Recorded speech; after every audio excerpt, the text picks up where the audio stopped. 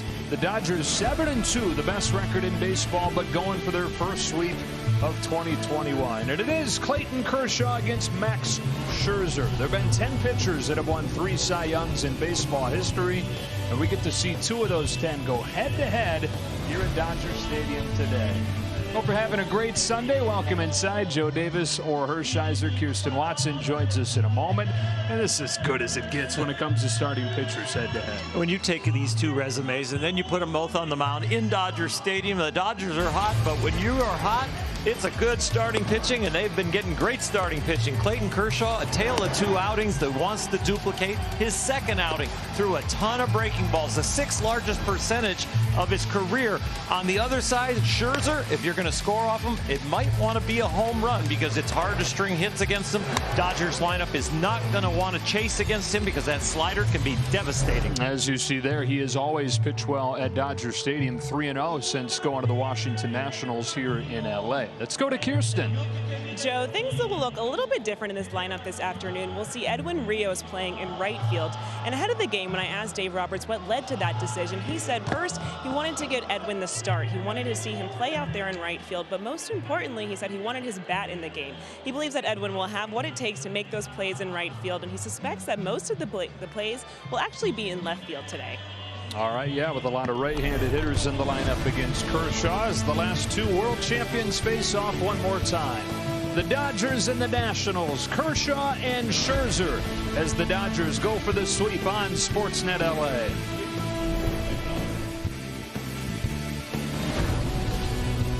April 9th, 1981. You heard Vince call about last out of the complete game shutout on opening day over the Astros.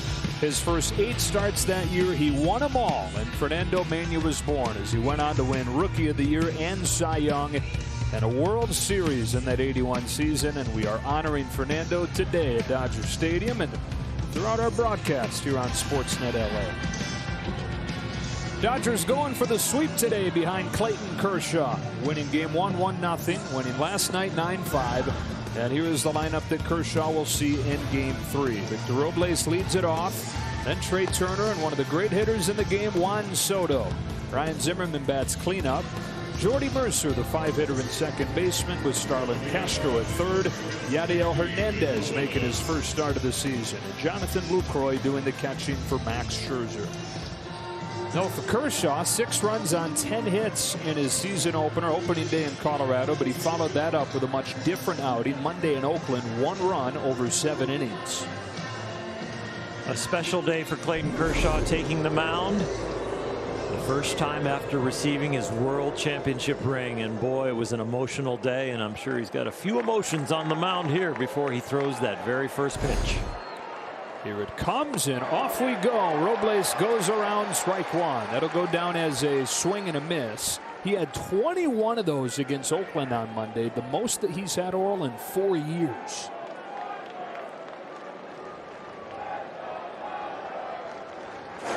Curve for strike 2. 65 inches, that curveball. Can you believe it? Like 5.5 feet. At Dodger Stadium, that's what it does. In Colorado, it was only 5 feet, and they didn't get quite as many swings and misses. Bouncing ball to Seager at short. Robles out number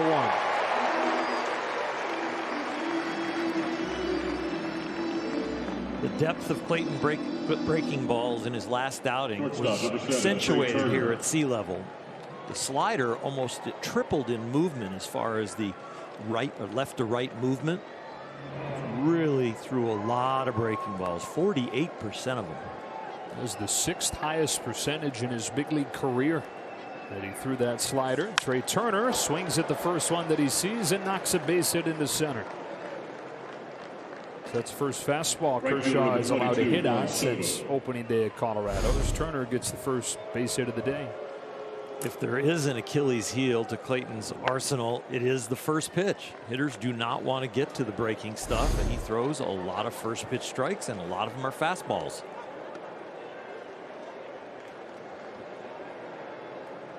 Well, hard not to smile watching this matchup. Clayton Kershaw and Juan Soto. Of course, the last time they met up, Soto had the last left. Home run against Kershaw in Game 5 of the division series in 19. That's fouled in strike one. Since then, Soto's gotten better and better. About his game yesterday, 2 home runs for the Nationals, including in the 9th inning. After he fouls the ball off his foot, falls behind 0-2, takes him a couple minutes before the pain subsides enough for him to get back into the box. Crouches down, 2-strike stance, whack into the 5th or 6th row. Oh, that's not. He's got a little Barry Bonds in him as far as when he finally gets a pitch to hit, he hits it. You know, Barry was the kind of hitter that everybody was pitching around, and he might see one pitch in at bat that he could actually swing at. And that's the way Soto has been so far this season. Still just 22 years old.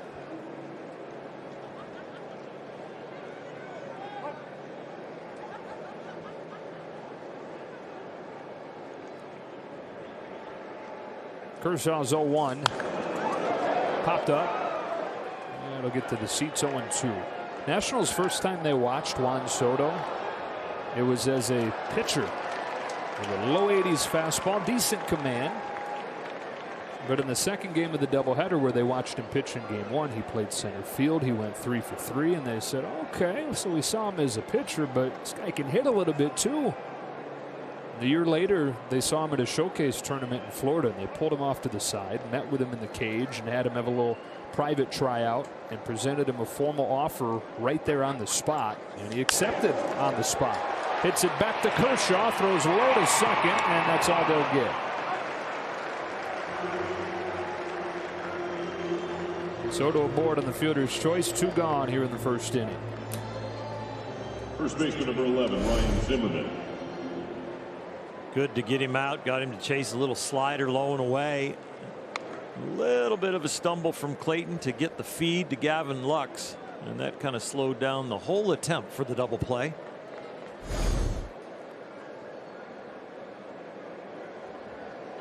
Runner at first, 2 gone, and here's Ryan Zimmerman. Juan Soto was 6 years old when Ryan Zimmerman made his big league debut with the Nats. Now in his 16th year, and he takes strike 1 from Kershaw, who has thrown strikes on all 8 of his pitches. It's pretty much the first one that they haven't hacked at. They know he's going to attack. Both these pitchers throw all kinds of strikes and don't walk people.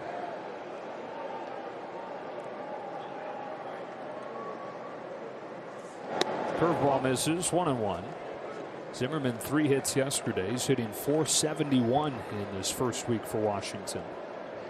You know, they had a season high 15 hits as a team last night, but they grounded into a couple double plays. They made an out on the bases.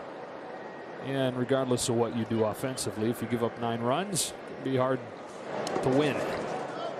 But stopped by Barnes, ball 2. Yeah, their offense looks like it's going to get on track. They've just got to get some hits with runners in scoring position.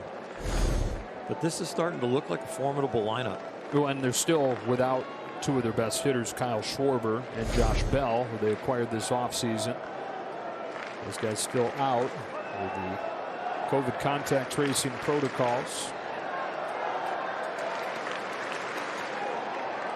Now, Zimmerman was signed to be Bell's backup, more or less. Brought back on a 1-year deal, but in there every day until they get Bell back.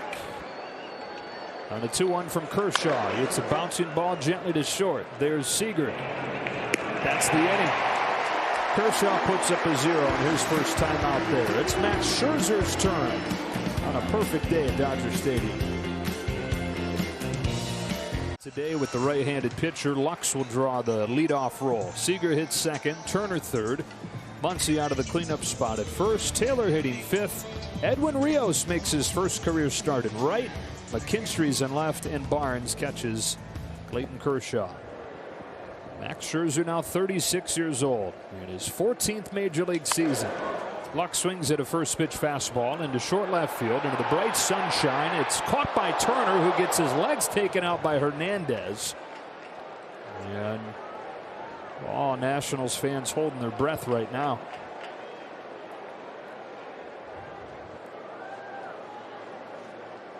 If it's in his thigh area, the little Charlie horse you get and bruise just as a shock, that would be the safest place to get hit.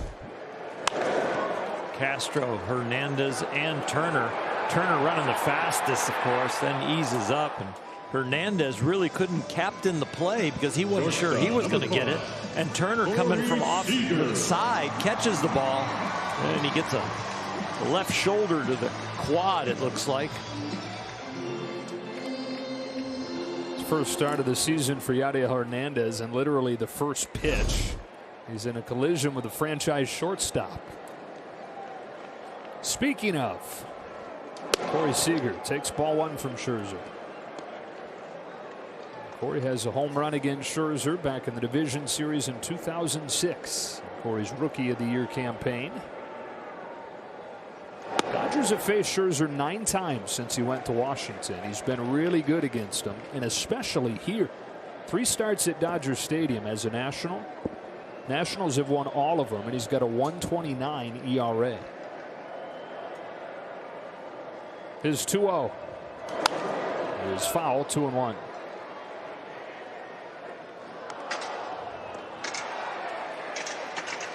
You talked about the Kershaw-Soto matchup as a must-watch. This is a pretty good one, too. Stars all over the field. 2-1 pitch. Seager pulls it on the ground into the shift. Jordy Mercer out there in short right field throws Seager out. 2 up and 2 down against Scherzer, is trying to get off to a better start than he did against Atlanta on Tuesday. He gave up 4 runs on 4 solo home runs over 6 innings of work, and that's just how it's going to have to be a lot of times against Max Scherzer. If you're going to get to him, it's going to be via the home run, because even at 36 years old, even in his 14th big league career, it's hard to string together rallies. When he makes a mistake, you got to capitalize on it with an extra base hit, because you're not going to get many mistakes. Ball one on Turner, who has 3 home runs in his career against Scherzer. On this 1-0 pitch, hits one in the air, deep left field, but playable for Hernandez. Moving towards the corner to finish off a 1-2-3 first on 7 pitches.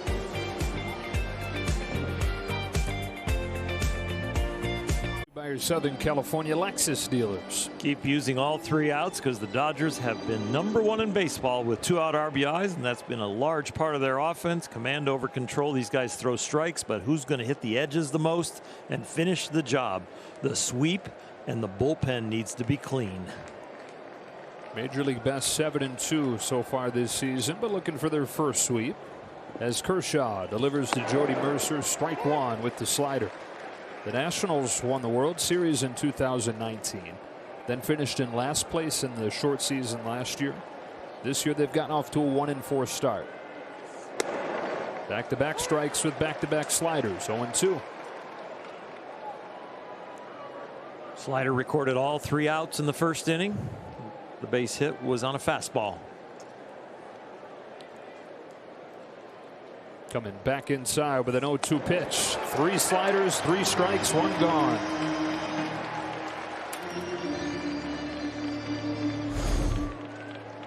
He is filling the strike zone, and the breaking ball is the most effective so far. He's shown the curveball, bounced it a few times, landed for a strike, but that slider has been good. And if Kershaw and the Dodgers get 10 strikeouts today, you know what they're going to get. And by they, I mean everybody. A free Jumbo Jack tomorrow at Jack in the Box.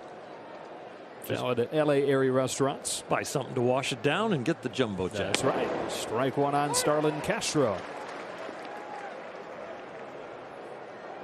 Castro 1 for 9 in this series. Veteran third baseman. Takes a fastball a little bit inside. First non-slider that Kershaw's thrown in this inning, and the first ball.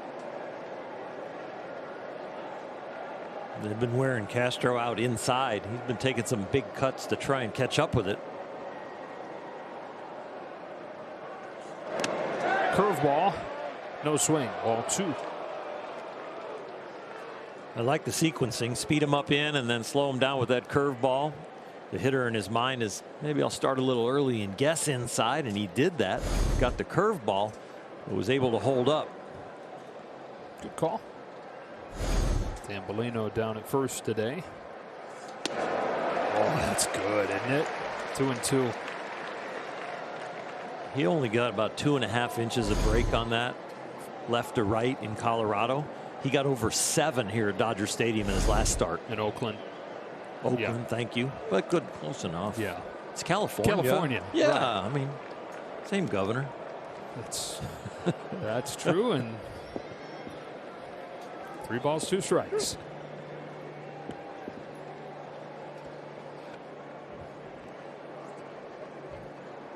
Payoff pitch coming to Castro.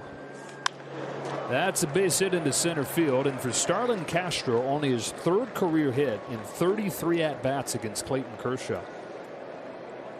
He picked on a slider that didn't bite much. This one kind of laid over the middle of the plate. You see where Austin Barnes' glove is, down low and in, trying to get that chase again. This one kind of spun and hung over the middle.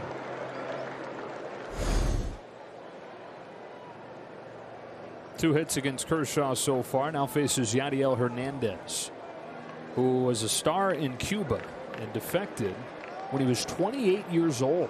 A lot of times guys defect much earlier than that, but he didn't get to the United States until he was 28. Signed a contract a year after that and made his big league debut last year as a 32-year-old.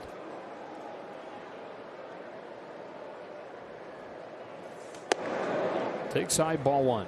His first career home run in the majors was a walk-off home run. That made him the oldest player ever to hit his first walk-off and have it be his first overall homer. Making his first start for the Nationals this year today. 1 ball, 1 strike against Kershaw.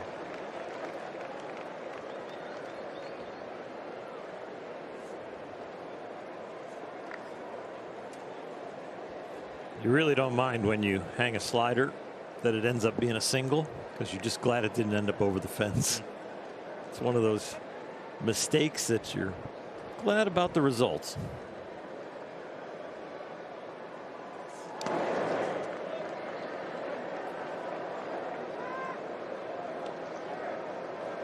Kershaw's faced the Nationals 22 times in his career. 13-4 with a 2.82. He would love to make a new, most recent memory against him after 2019. 2-1 pitch. Dug out, fly to center. Routine for Taylor. 2 gone.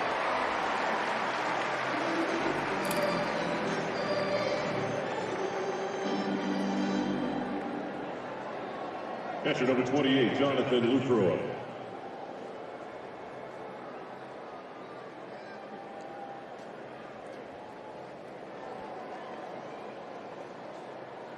.34-year-old Jonathan Lucroy, who signed with the Nationals this past weekend. And they had both their catchers go on the injured list with the COVID contact tracing. He's had a hit in all 4 games in which he's played.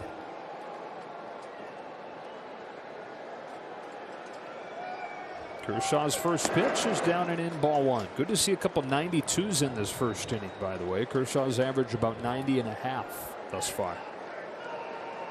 Good to seeing that he could get the blood flowing this early in the day. Sometimes for certain starting pitchers, it's hard when all of a sudden your body clock has to change. You have to be at the peak of your energy at a different time. And this is one of those days that you think you might go toe-to-toe with somebody, and one mistake could be the difference in the game. Do you think about that when you're facing another guy like Scherzer? I did, especially when you got to a position where, do I take the risk to prevent 1 run? Way up into that sunshine. McKinstry coming on, still coming, makes the call and the catch. And a couple scoreless innings for Clayton Kershaw. We're off and rolling in LA. No score, middle 2.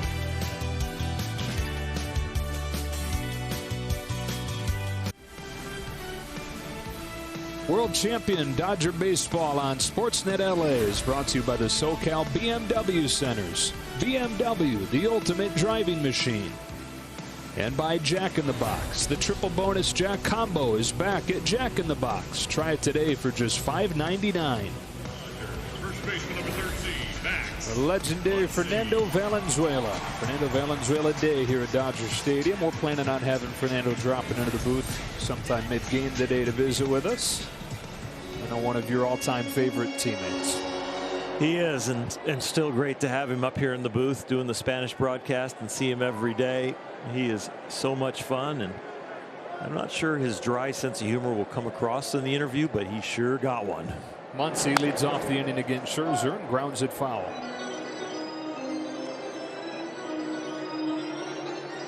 We talked last night about Mike Brito discovering Julio Urias on a trip to Mexico where he had no intentions of seeing Julio Urias.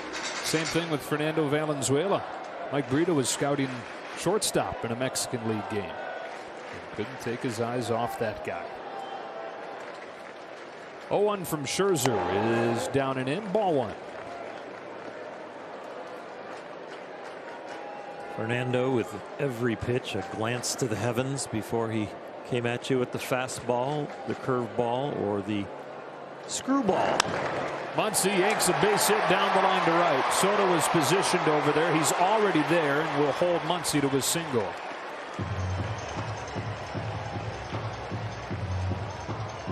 Max Muncy continues to find ways to get on base. Top spin line drive here down the line. A predominantly pull hitter in the air, so Soto was already over there. And pretty routine single. The on base for Muncy above 550 now. Second in the National League behind New York's Brandon Nimmo. That's how you know it's still very, very early in the year. When your on base is 550 and you're not leading the league. Exactly. Leadoff man on, first base runner of the game for the Dodgers, and here's Taylor. He had his first home run of the year last night. There's a no doubt 3-run home run, and here it is on StatCast, powered by Google Cloud. He hit it a long way, the longest for him. Little topspin on that one too. It really wasn't a backspin. There's more pop in there. 1-0 offering on the corner for a strike. 1-1.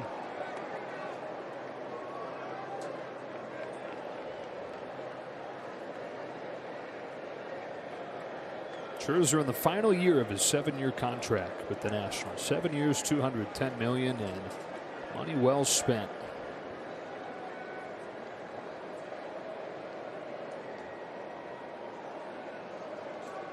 You know, his first 5 years, he was right around league average. But since turning 28 years old, in 8 seasons, he's won 3 Cy Youngs. And prior to last year, had finished in the top 5 in Cy Young voting 7 consecutive years. Last year took a bit of a step back. He had a 3.74 ERA. Highest home run rate of his career, highest walk rate in a decade. 2 balls, 2 strikes. Nationals are hoping that had that been a full season, those numbers would have normalized. Rest of the league is hoping they're seeing finally some decline from Scherzer. Wins, strikeouts, and innings eater right there. Number 1. Bearing down on Cy Young on the all-time strikeout list. 23rd all-time is Scherzer. Here's his 2-2. Taylor sends one the other way. Back goes Soto, shy of the track to put it away.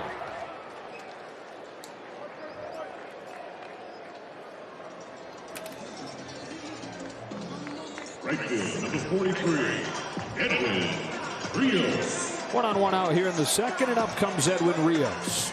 We're talking about Dodgers perhaps having hit some home runs today against a guy like Scherzer, and that goes into Dave Roberts' mindset, putting Rios into the lineup in a position he's never played.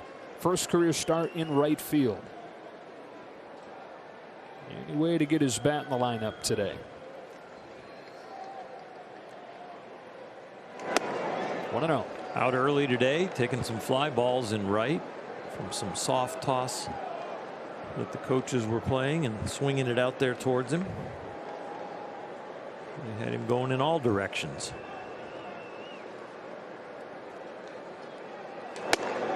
I had 2 balls and no strikes. So Scherzer misses with a couple of fastballs. Edwin Rios playing the outfield in the major leagues.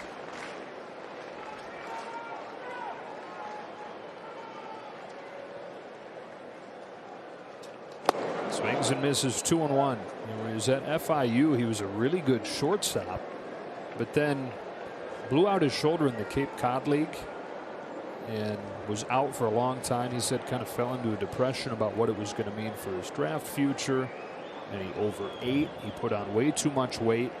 So one of the first things he did once the Dodgers drafted him was go work on cutting a bunch of weight. And the air to center field for Robles. He's got it. Rios is out number 2. But I mean, to get into the shape he's in now, I mean, he is like a bodybuilder. And this has not always been how he's looked. He's put a lot of work in to get into a spot where he could play right field on a day where Dave Roberts said, hey, I want to get your bat in the lineup, but I'm going to have you play a position you're not used to playing in order to do it.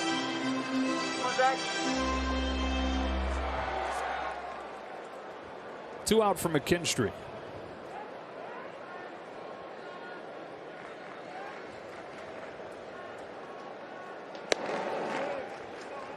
Gets a call there, ball 1.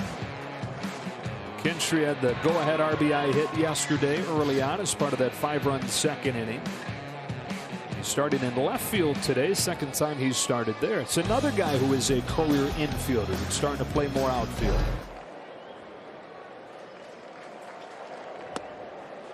Two and out.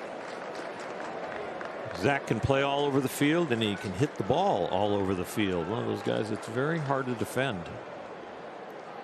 They play him to pull on the infield, and they play him straight away in the outfield.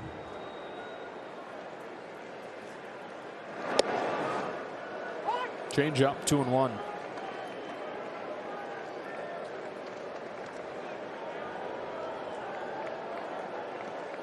That's a pitch that was one of the best changeups in baseball, 2017 through 19, but the league hit above 300 against Scherzer's change last year.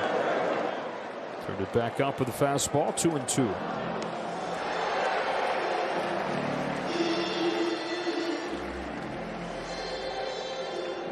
He's always had a devastating slider, but he's added the cutter as he's gotten older. Sometimes the curveball is on. A lot of times the changeup has been on. And the velocity's down a tick, but it's not at a place where you're going to worry because he's still in the 94, mid-94 range. Spoils a cutter there. The velocity down a touch, but it's still very high spin. There's that rising illusion. And so it's utilized best up at the top of the zone. Opponents hit 135 against it when he put it up there. Muncy off first. He had a leadoff single. 2-2 pitch again. Very high. Full count. And now Muncy will get a head start.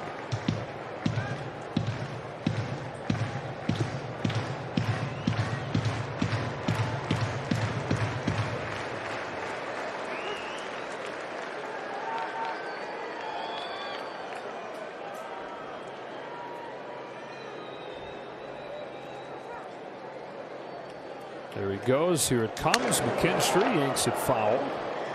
Might have to go get a new bat.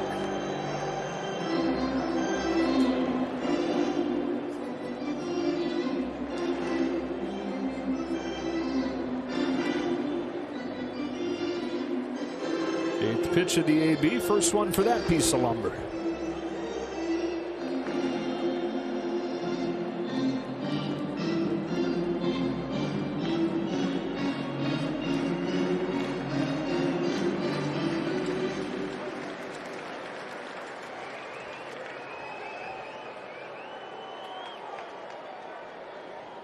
Another 3-2 pitch. McKinstry waits on it, sends it in the air to left center. Robles in at first, now out to the track, and he lost it in the sun. The Dodgers and the Los Angeles Sunshine get a run. 1-0 on a McKinstry double.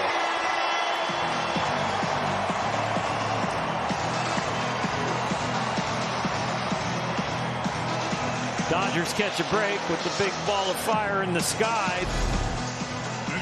Watch these targets, though, right down the middle. Max Scherzer relies on his movement. LaCroix just sits right down the middle. McKinstry spoils that one with a foul ball. And here's the pitch he hit. Right down the middle again. The breaking ball stays up like Kershaw's did, and McKinstry doesn't miss it. It should have been an out. But boy, that sun just ate him up. He never saw him. He was coming in on the crack of the bat. Strike one on Barnes. Dunking on him.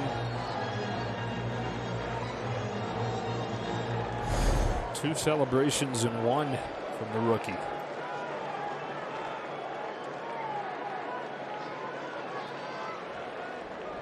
Barnes in the lineup catching Kershaw again today. Behind Scherzer 0-2. He's done his thing making those couple of starts for Kershaw, but he's also hit well.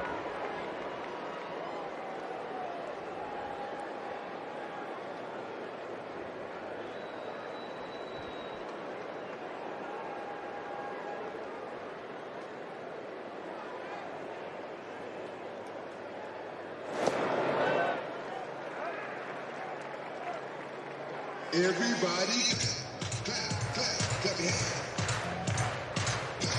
Clap, clap, clap your hands.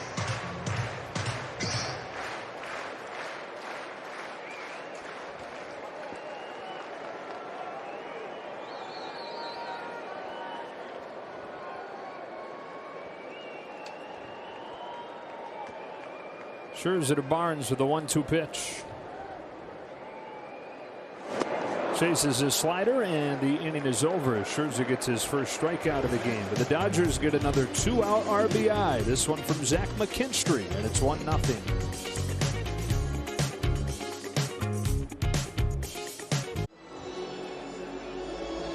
Be one of the first to experience Dodger Stadium's new home run seats. The new premium seating experience puts you in the action like never before. Visit Dodgers.com/home run seats for more information.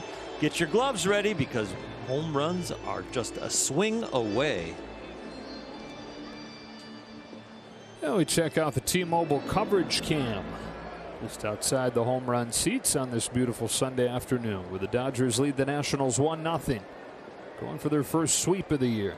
Kershaw against Scherzer. That's ball one. Here's a pitcher who is happy to have hitting back. Max loves to hit. Takes BP every day. He game plans for the opposing pitcher almost as seriously as he game plans for the opposing lineup for his work as a pitcher. He takes a lot of pride in what he does up there. On a 2-0 from Kershaw. He looks at ball three. Second pitch was a strike. Adrian Johnson behind the plate got some barking from the Dodger dugout. Clayton didn't get the last one close enough to maybe have that barking work out. There's a strike, 3-1. Emphatic strike.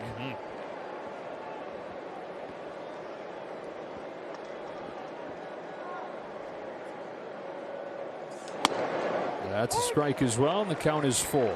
At a big league awards banquet a few years back, Kershaw was the reigning Cy Young Award winner from the National League. Scherzer was the winner from the American League, so they were sitting at the head table. Seated right between them, Sandy Koufax. Scherzer hits one deep, right center field. Back goes Taylor to the edge of the track with an over-the-shoulder catch. So it became like a class on the curveball.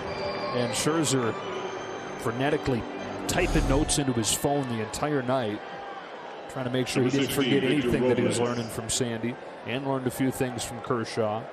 Can you imagine sitting up there listening to that? Kershaw, Koufax, Scherzer. 3 of the 10 with 3 Cy Youngs.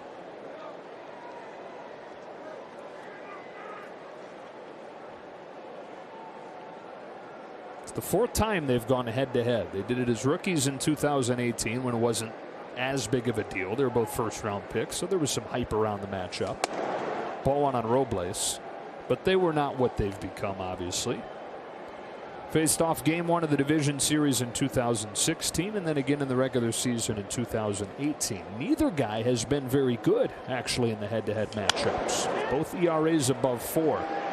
Fly to center, Taylor. This one's a little easier. 2 up and 2 down for Kershaw.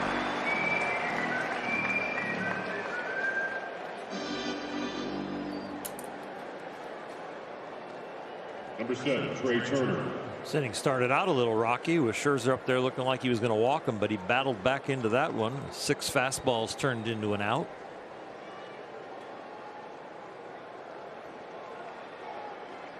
Turner has one of the 2 Nationals hits, single back in the first inning. And he's got another. Screamer of a line drive into center field to keep this 3rd inning going. First pitch again, I think, with Trey Turner. Yeah. And right after it. Number 22, Juan Soto. Clayton hasn't thrown as many first pitch strikes as he normally has. The first 2 batters of this inning made it 6 for 10. Now it's 7 for 11.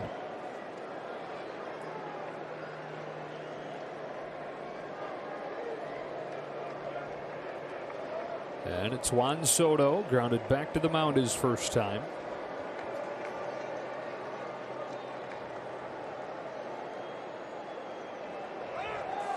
Turner takes off. Barnes throw, no chance. You get a guy who's 3rd in the majors in stolen bases since his debut. That's his 172nd career steal. 2 ways he can steal the base. He can go on first move, which is pretty much what he did. And if the ball goes to first base, he's still got a chance to beat the ball to second base on the exchange from the first baseman to Corey Seager. But this one, the traditional steal, and he was in easy. Tying run in scoring position for Soto now. 1 ball, 1 strike.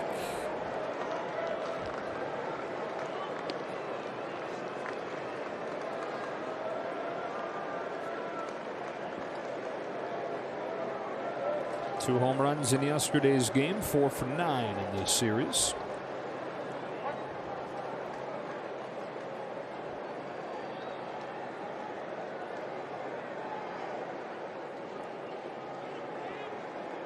On this 1-1, Soto watches ball 2.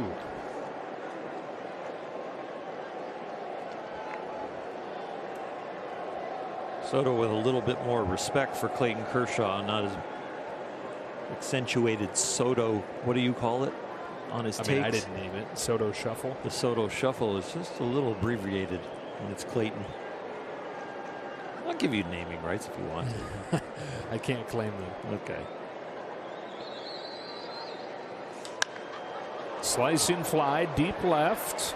McKinstry shy of the warning track and drifting back onto the edge of it to put it away. Clayton Kershaw with 3 scoreless innings and a 1-0 lead. And his favorite player is Mookie Betts. You can join Junior Dodgers for a chance to be the Junior Dodger of the game. Go to Dodgers.com/JRDodgers. Dodgers 1, Nationals 0. Clayton Kershaw to lead off this 3rd against Max Scherzer. Scherzer gave it a ride in his at-bat his first time, and Kershaw takes the ball. Clayton was interviewed on the home opener on Friday on MLB Network. He said he has a couple very specific goals at the plate. He really wants to hit another home run, and he wants to get a stolen base before his career is over.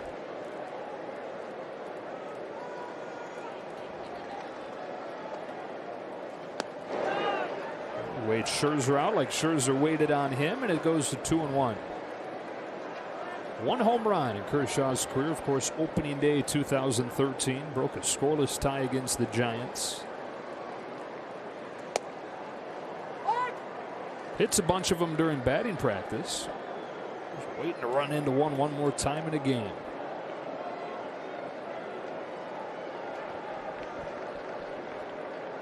Two. Got him swinging. Second K for Scherzer.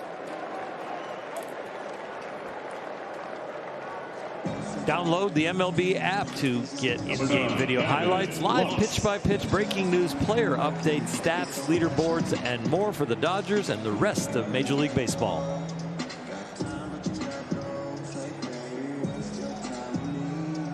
Gavin Lux sitting leadoff for the 2nd time this year. He's 0 for 1 today. Popped out on the first pitch that he saw.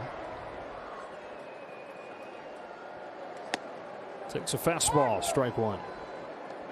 Looking for his first hit this weekend after he had a hit in every game of the road trip. 0 for 8.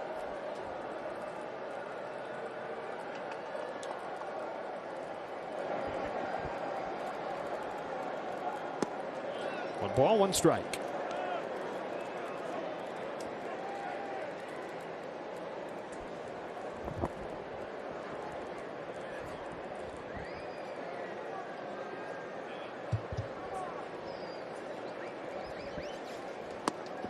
Good change up there, 1-2.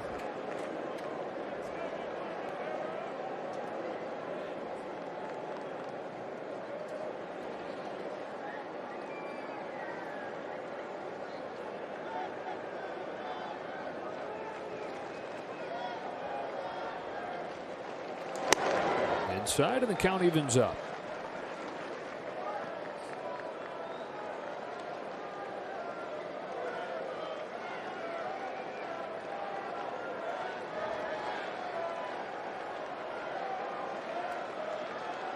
Gavin Lux swings and misses at a good cutter from Max Scherzer. He's got his 3rd consecutive K, and 2 out in the 3rd inning.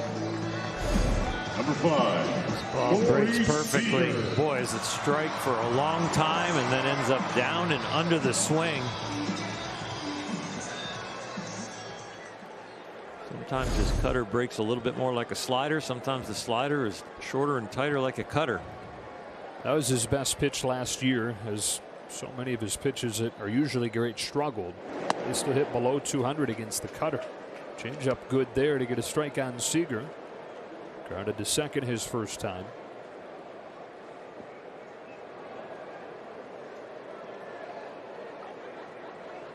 Scherzer home with an 0-1.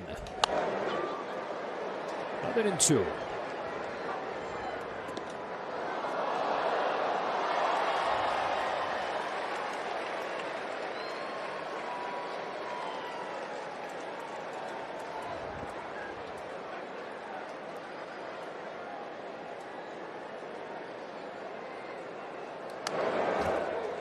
Able to stay alive. We'll do the 0-2 again.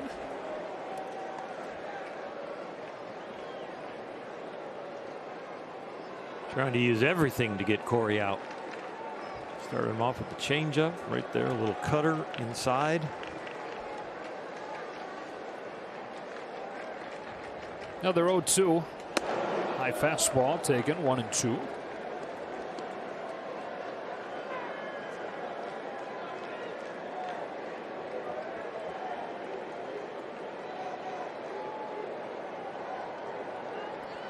Scherzer trying to strike out the side in the 3rd. His 1-2 pitch.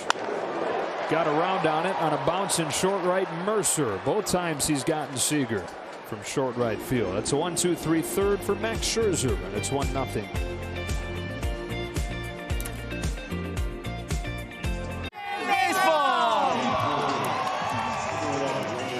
Fernando's family getting us started here on Fernando Valenzuela Day at Dodger Stadium. What a special weekend this has been. I've got to imagine this is a particularly special day for you. Fernando, our good friend, joins us in the booth, but 40 years? Really? What? It's crazy, isn't it?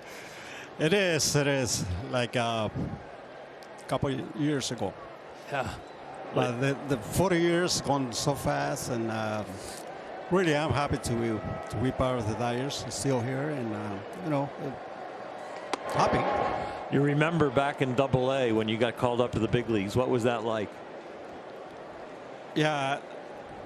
What is that, in September, something like that? September of 80, and then 81 in the playoff. Yeah.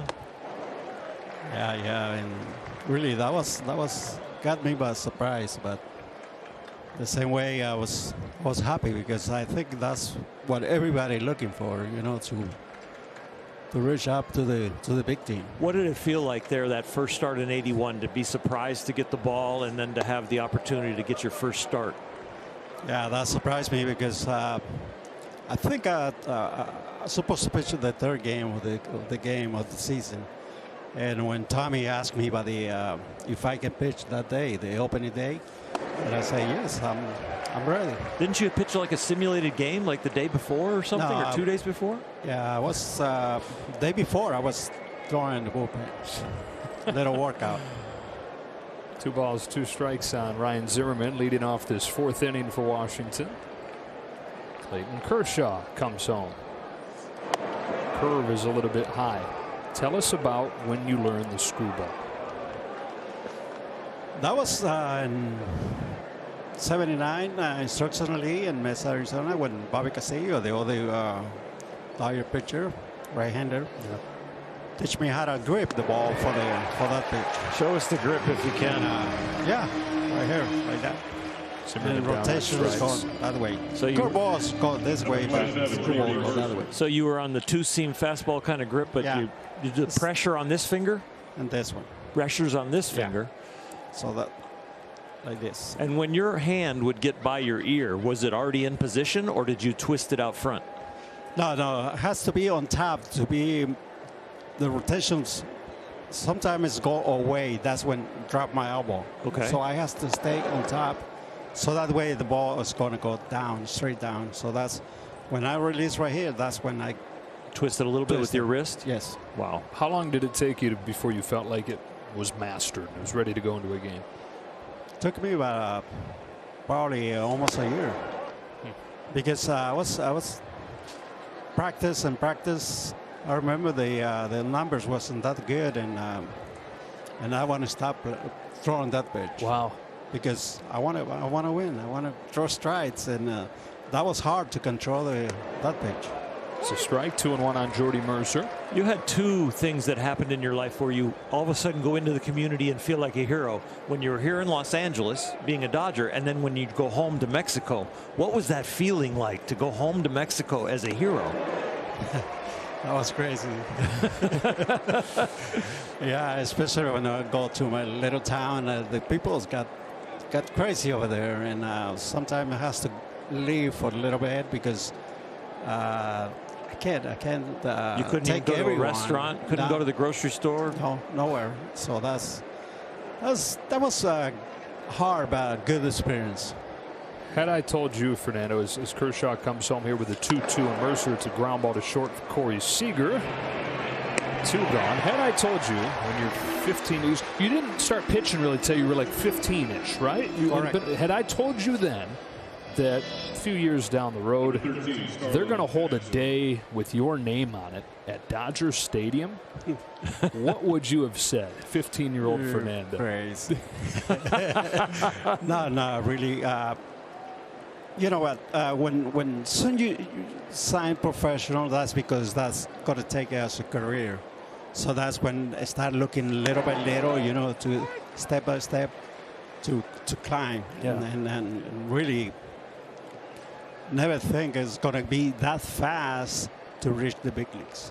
But that was my goal, to one day be in a big league, in a big league team, and happy because Dodgers recognize, it's a big organization, the Dodgers.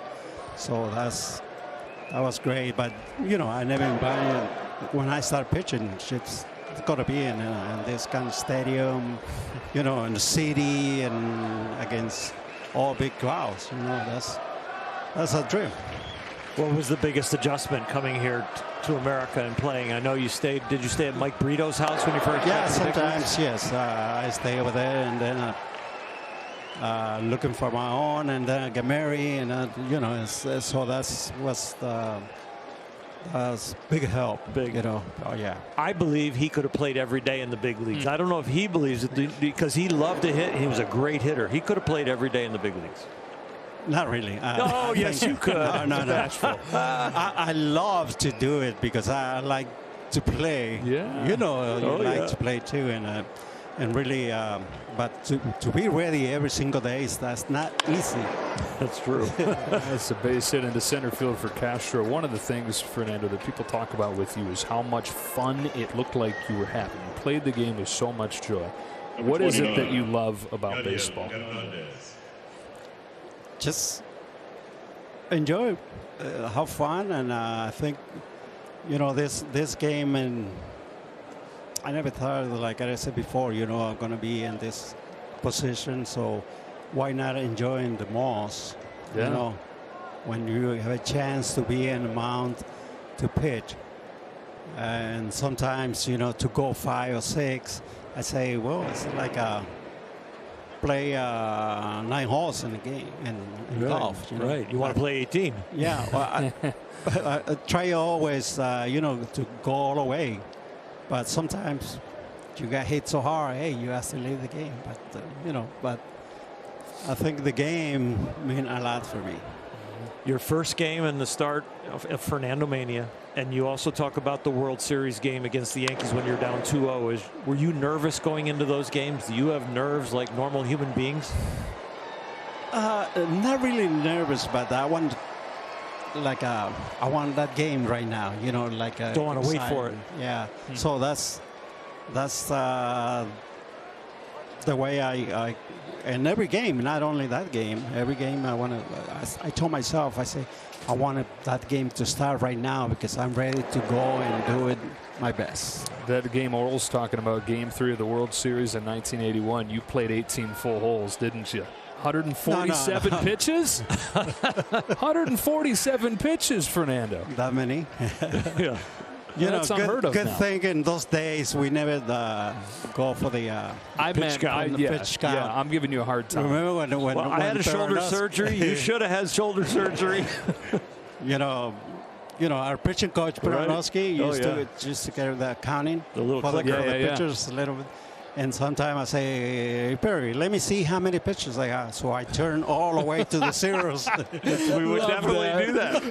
We turn it back to 0, and then before you give it back, you got to click up to like a decent number. A believable number. Breaking ball, swing and a miss for Clayton Kershaw. A great walks off of the mound. A great sits with us here in the booth. A well-deserved special day for our great friend, Fernando Valenzuela. Thank you, guys. Thank you. There you go, buddy. Justin Turner riding the longest on-base streak in the majors into this one at 39 games. And he's within, shouting distance of Sean Green, the Dodger record, 53 games back in 2000. And he's not just doing it with walks and dink and dunk singles. He's number 2 in the National League in extra base hits this season. First pitch breaking ball from Scherzer, spins outside, ball 1. All of us were very nervous. Was Justin going to sign back with the Dodgers? So glad that he did. And now getting off to a hot start, putting icing on the cake. Icing on the Valentine's cake, right? It was Valentine's Day weekend when he made it official. And wasn't it a surprise when he showed up to spring training and we saw this new body? Yeah. And people were worried about, okay, he's lost some weight. He looks a little thinner. Is he as strong? What's going to happen? Is he going to be able to hit home runs this year? Is he going to get any pop left in there? Here he is through 9 games, 7 extra base hits. Only Ronald Acuna has more. Chased here, 2-1. Got down to low 190s at one point on the whole 30 diet, February and March. Justin, when you watch this replay tonight, because I know you watch every game when you go home, you look good. 2-2. Oh, we can't be around him anymore. We can't go down to the it's the only way cage. to I mean, communicate. yeah, it's the only way. We should just have conversations with the guys. You get random calls late at night, random texts responding to things that you said hours earlier in the game. 2-2. To the hole at short. Backhand Turner whips it across and gets him. So Turner's 0 for 2 today, 1 away in the 4th.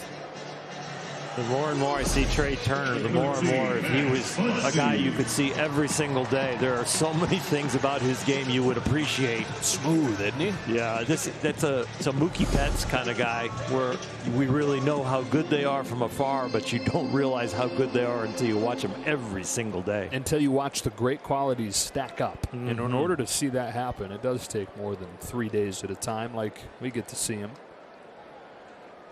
Bases empty, 1 gone. Max Muncy singled his first time and has reached in 5 consecutive plate appearances, running his on-base percentage above .550 for the year.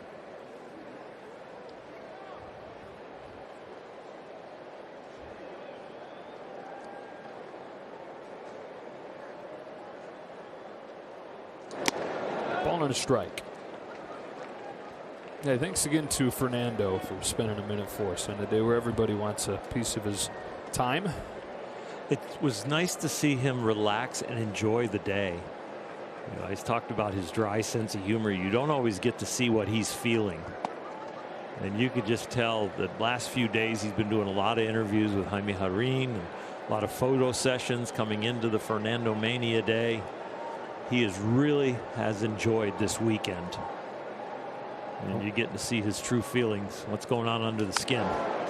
What a special thing for him to be able to sit by Jaime in the Spanish language booth. Jaime is such an important figure behind the scenes in his life and in his career. Jaime was the interpreter as that 1981 season went on and throughout the early stages of his career. And Pepe Iniguez in there as well. It's quite the trio. Muncy down on strikes, 2 away in the 4th. It's quite a battle between these two 3-time Cy Young Award winners. The only scar on Scherzer's record today is a sun ball in left center. Other than that, it should be a 0-0 grudge match. Zach McKinstry with 2 gone in the 2nd. Hit it hard, but should have been caught by Robles on the track. He just never found it in the sun. And that allowed Muncy to come in to score the game's only run. Taylor fly to right his first time and takes outside ball 1.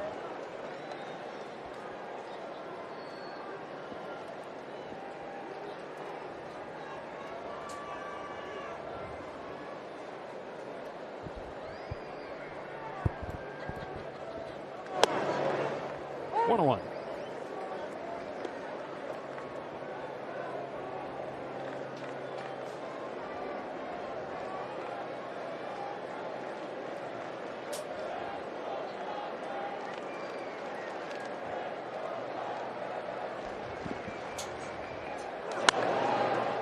1-2.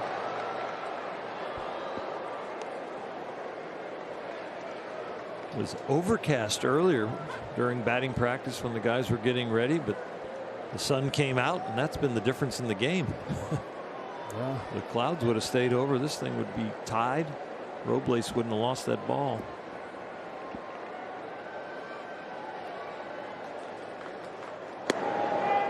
Good take.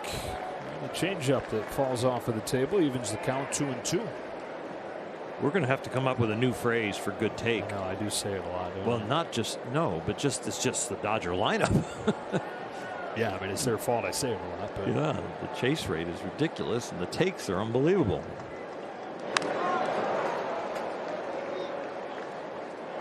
Good eye. Good take. Spits on it. Okay. Just a few. Whoa, that was close. Not up in here.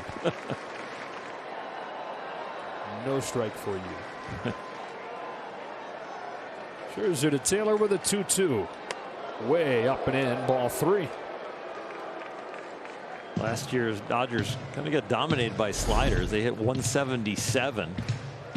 This year they were hovering right around 300 so far this year, but 0 for 7 on the slider today.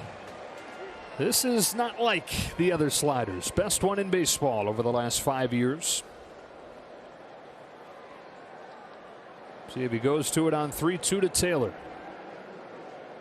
Instead, a changeup to get him swinging, and he's retired 7 straight since McKinstry's tie-breaking double.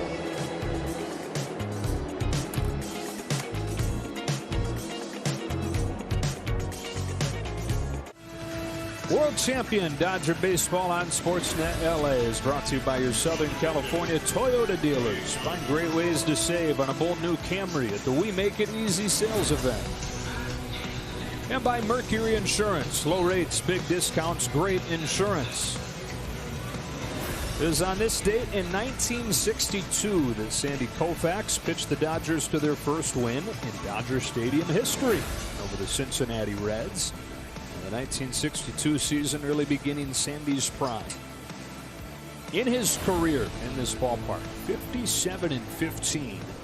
With a 1.37 ERA. He's the only guy with a better Dodger Stadium ERA than Clayton Kershaw. He misses inside, ball 1 on Jonathan Lucroy. How about 85 starts at Dodger Stadium in Sandy's career? 56 complete games. A different era, but also a very different pitcher.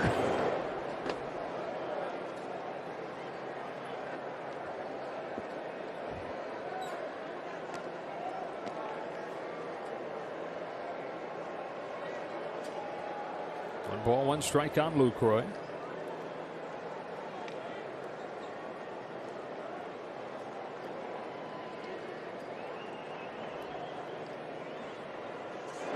Curve misses. Final day of the 1966 regular season in Philadelphia. Saturday was rained out, and so it'd be made up as part of a doubleheader the next day if necessary, if it was going to decide the pennant. If they had to play it, Sandy was going to pitch on 2 days rest. Well, the Dodgers lose to the Phillies. Giants beat the Pirates, and so Sandy has to pitch in a must-win game, knowing that if he loses, his career's over. So this is 66. He's decided that he's done at the end of the year. Doesn't have his curveball. He's got to throw nothing but fastballs. And early on, he feels something pop in his back. So every inning, he'd go back into the clubhouse. He'd have one trainer pull on his legs. The other one would pull on his upper body, trying to fix his back. That obviously probably wasn't going to do it. Maybe give him some momentary relief. But dealing with all that, you know what he did? Complete game. In his final regular season start. Payoff pitch to Jonathan Lucroy. Yanked to short. There's Seager for the first out of the fifth.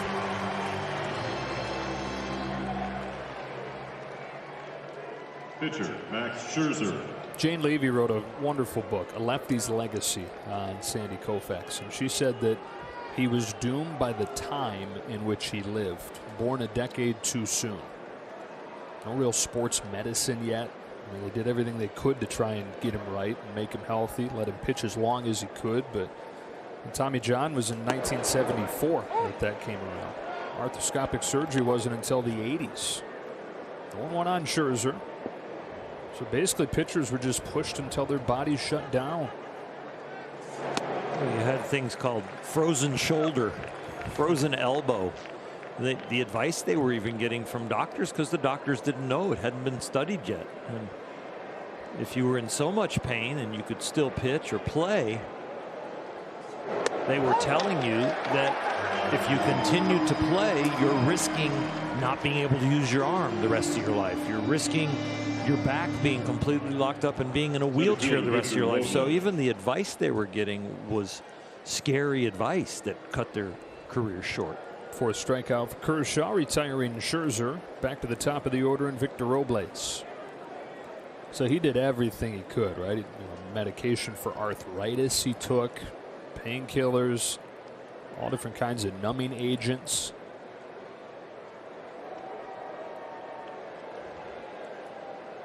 They used to have this stuff called, and probably still do, but red hot. And they had different levels of red hot. And it was just a skin irritant. They'd say, oh, it puts heat into your body. All it was painful, but it was more painful than the pain you were feeling. Distract you from it. Exactly, it distracts you from it. And these guys would lather it all over their arms and their shoulders and on their backs. And, you know, when they take their showers after the games, their pores would open up and they would scream. They could try and get this stuff off. Capsulin? Yeah, Capsulin was like the hottest of the hot. They called it the atomic bomb. Robles flexes one, short right, lucks over the shoulder, makes the catch, and ends the inning. The Dodgers donated a set of jerseys to the local Little League one time, and the kid that got Sandy's number 32 ran out there so excited and immediately came sprinting back saying, "I'm on fire!" because there was atomic bomb left over on him. Yep. All right, it's time for the Go fans of the game, plural today, Jason and Hollywood. Pulled out all his gear for his first Dodger game here in Chavez Ravine in a long time. Edwin Rios sits one in the air to right. On the first pitch from Max Scherzer, flies out to Juan Soto. 538 days between games with fans here. From the division series against these Nationals in 19 to opening day on Friday. And it has been an absolute treat to be able to be one of the people in here and enjoy this community again.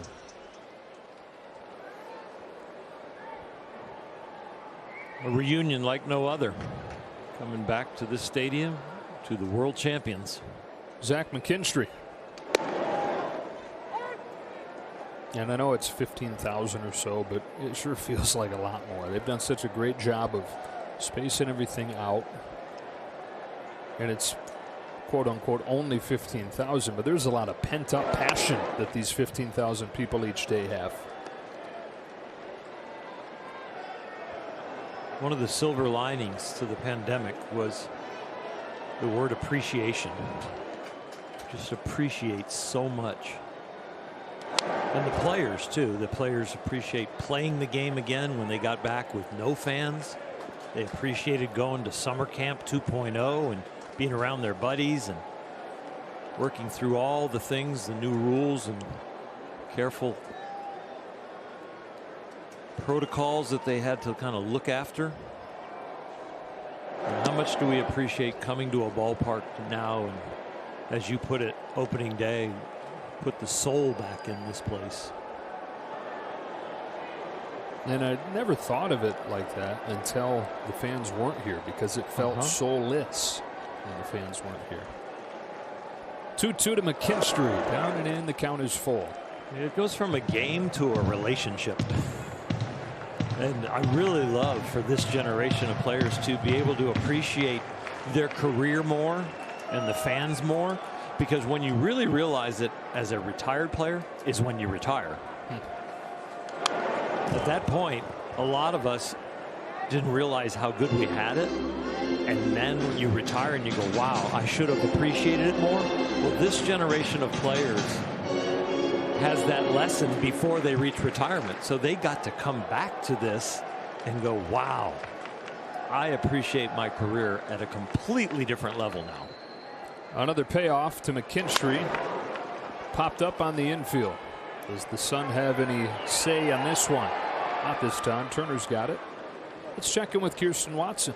As you guys talk about just so much appreciation for the sport being back and fans being back, Clayton Kershaw actually talked about what he learned about playing in the pandemic in 2020. And he said that he learned that sports are more important than just the game itself. It's a place for people to escape. It gives them just an escape from whatever is going on. And so he really realized that sports just means so much to so many different people. And he also said kind of what you're touching on, Oral. He realized he's not ready to be done yet. Here's Barnes. Taking a strike, having sat out for those few months where they're getting things lined up to have what they could of a 2020 season. You get a taste of it when you're injured, but you got a full meal with the pandemic. 0-2. Yeah, way too much. Pushing the plate away. Yeah. That's enough perspective for 1 year. I'll take the check, please.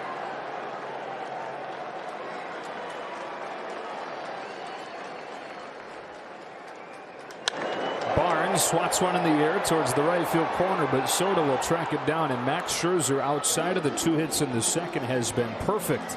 Problem for him in the Nationals is that Clayton Kershaw has given up nothing through 5. Performance spotlight.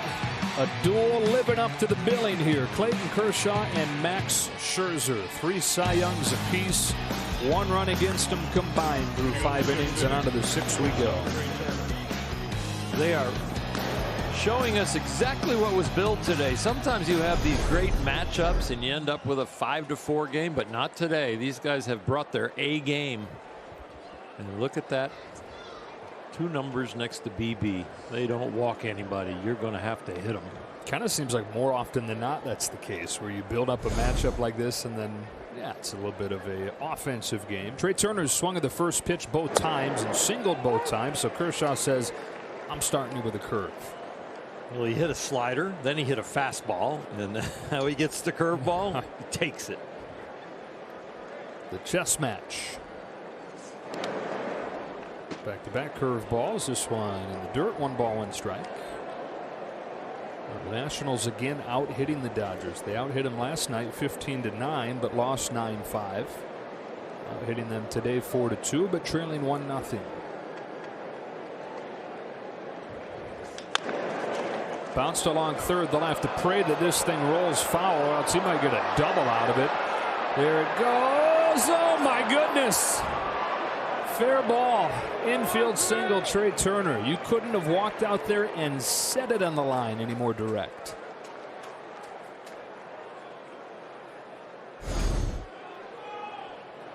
Swinging bunt. And it is a perfect bunt. And Justin Turner, you see him cock his head towards first, like, I can't let him round first and go to second. Right. So you got to get down there on your hands and your knees and start huffing and puffing and blowing the thing foul. Isn't going to take a whole lot. So Turner's been on all 3 times. He's got 3 of the 5 Nationals hits. And he can fly. He's already got a stolen base. Soto comes up and fouls it off, strike 1.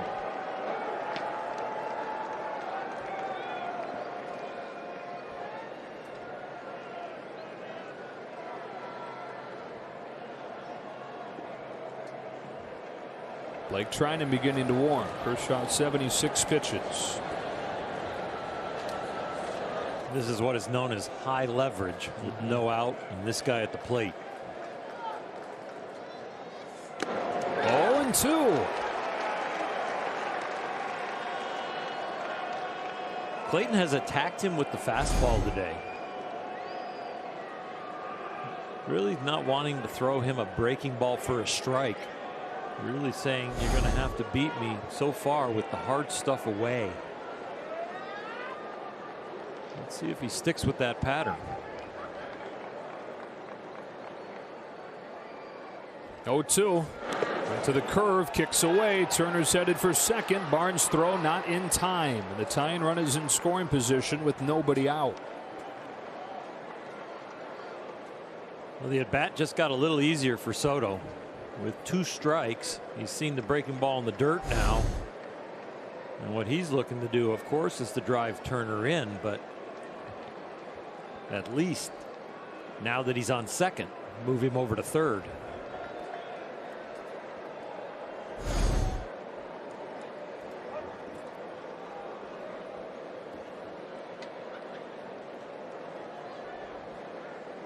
It's a little bit lower stance as he does with 2 strikes. And looks at strike 3 over the outside corner. Kershaw gets Soto. 89 right on the corner. It is a very firm slider that acts like a cutter. Soto reads it and the spin like it's going to break more, and it doesn't. It hangs right on the corner. Strikeout number 5 for Kershaw. 5 more. Everybody gets a jumbo jack.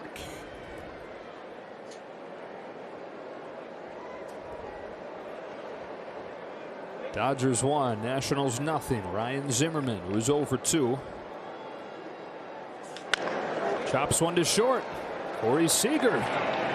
2 gone just like that.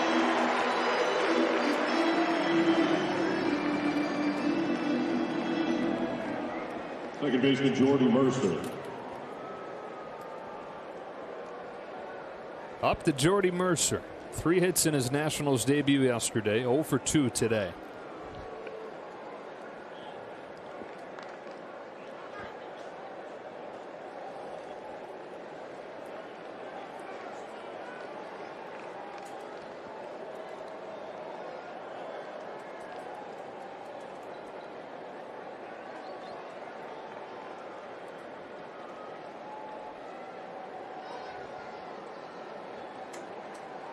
Kershaw coming in with the first one and missing, ball 1.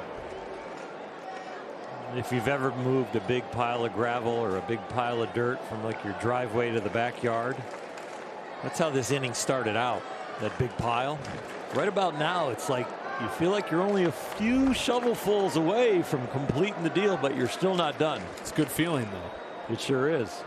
1-0 pitch. Ball 2. After Mercer, it's Starlin Castro, who has 2 hits today. And after you've gotten your last shovelful, you get the broom out and clean the driveway off.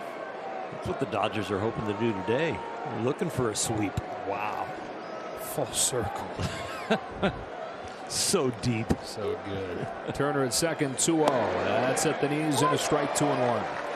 That same type of slider, and we saw that in Oakland where he had the one that doesn't break quite as much, but it's a little firmer, and then he's got one with the same exact spin on it that the hitter's reading, but it breaks a lot. He used it with Soto to punch him out, the shorter one, and he used it right there to steal a strike. See what he does on 2-1. Down and in with the slower version of it. Ball 3.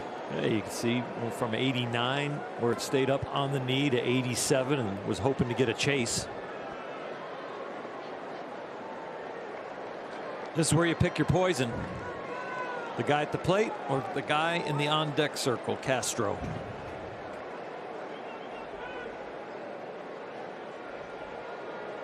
Kershaw to Mercer. 3-1. 3-2.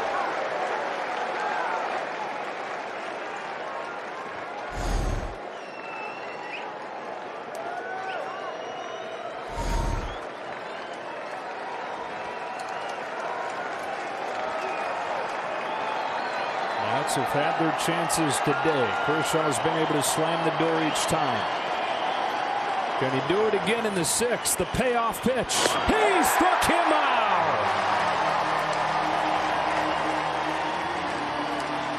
And he's held the Nationals to 0 for 9 with runners on base today, taking a 1-0 lead to the bottom of the 6th.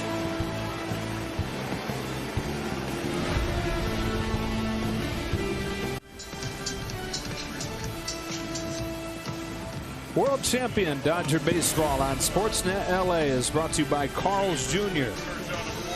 The Steakhouse Angus Stick Burger is back at Carl's Jr. Feed your happy. And by Nissan. Choose Nissan today for great offers on our most exciting lineup ever. Shop NissanUSA.com. Obviously Fernando, and the man that signed him, Mike Brito. Legendary scout. Same guy that helped find Puig, same guy that signed Julio Urias, Victor Gonzalez. Ball 1 on Beatty.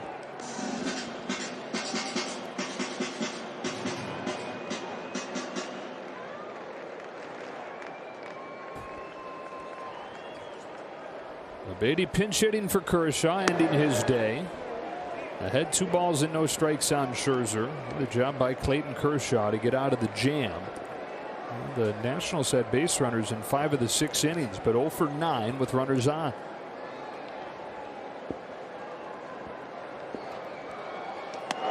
Three 3-0 on Beatty. Corey Knebel loosening in the Dodger bullpen. So we talked. We've talked Mike Brito. We've talked Fernando. We've talked the screwball. How about the way they're all connected? 3-0 pitch. A 4-pitch walk to open the inning for Beatty. So Mike Brito, he was a minor league catcher before he was a scout for the Dodgers. Once he started scouting, he would play in adult leagues in LA.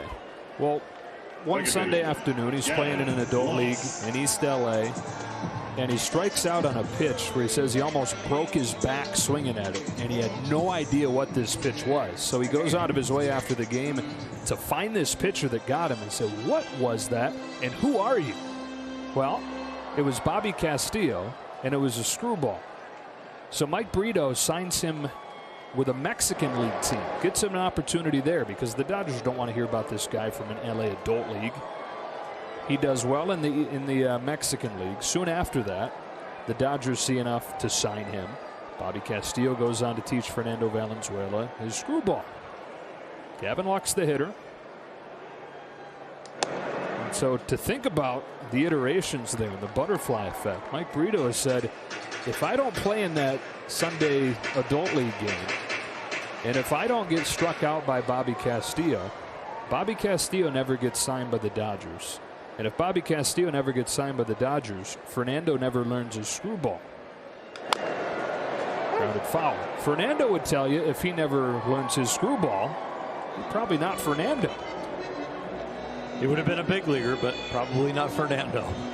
That pitch was like an optical illusion when he first got to the big leagues, and he continued to perfect it as he was here. As he said, as he talked to us back in the fourth, it took him about a year to really learn it. But boy, he could make it go sideways. He could make it go down. That combined with a 90-plus fastball and a very good curveball. An unbelievable athletic ability that Fernando has inside his body. Great golfer to this day.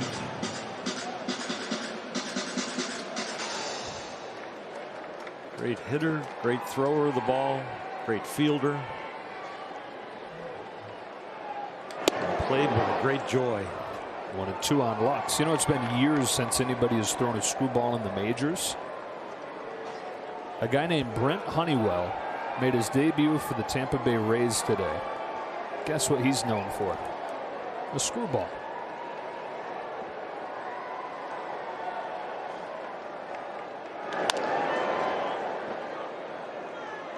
There's another Dodger that threw a screwball on Mike Marshall. Brent Honeywell is related to Mike Marshall. Mike Marshall taught Brent's dad the pitch. Brent's learned it from his dad and now rode it to the major leagues.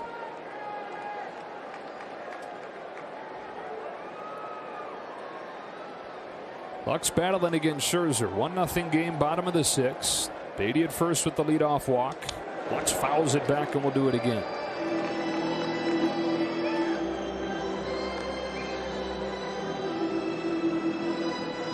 Hall of Famer Carl Hubble of the New York Giants is the guy that coined the term screwball. The guy who was playing catch with one day said that was a screwy pitch. So they had a name for it. Good stop there by Lucroy on ball 2 to Lux. He says it took him 6 years to master it. Fernando, it took a year. It took Carl Hubble 6 years to master his screwball. He was in his late 70s when Fernando debuted with his, and he said, that is the best one I've seen since my own. Full count on Lux. You might be at home saying, so what is this screwball? How do you throw it? Fernando explained it like a two-seam fastball. Pressure on his swearing middle finger, and then twist the doorknob backwards. Don't twist it the conventional way, the way your shoulder works. You have to go inwards. Lux, what a catch by Zimmerman, a double play. That thing was blistered down the line, but Zimmerman gloved it, and Beatty was dead to rights. Shortstop, Corey Seager. Freeze on a line drive, a half a step to second. But it didn't matter. Even if he'd have froze or even broke back as soon as the ball was hit, Zimmerman was only a step from the bag.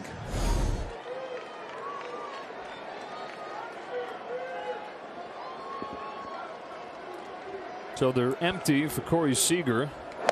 Takes way inside ball 1. 2 groundouts to second for Seager. In some ways, Scherzer deserves a break after having the only run score on a sun ball. 1-0 pitch. Seager down the line. That is a fair ball into the corner. Soto loads up, guns to second late. Corey Seager with a double, and the Dodgers with their first hit since McKinstry's RBI double in the 2nd inning. Dodgers starting to look for the cutter inside. We got fooled the first few times around, but there the cutter is slightly up, doesn't get all the way to the inside corner, and Corey Seager does not miss it. He might not be hitting the home runs that he was hitting in bunches in spring training, but he is hitting the ball hard this year. So how big does that double play look now? It'll be costing the Dodgers a run on the double from Seager. Up to Turner here with 2 gone in a 1-0 game in the 6th. Ball 1.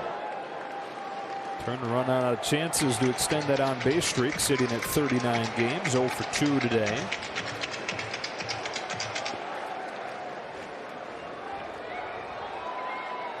This will be the 90th pitch from Scherzer.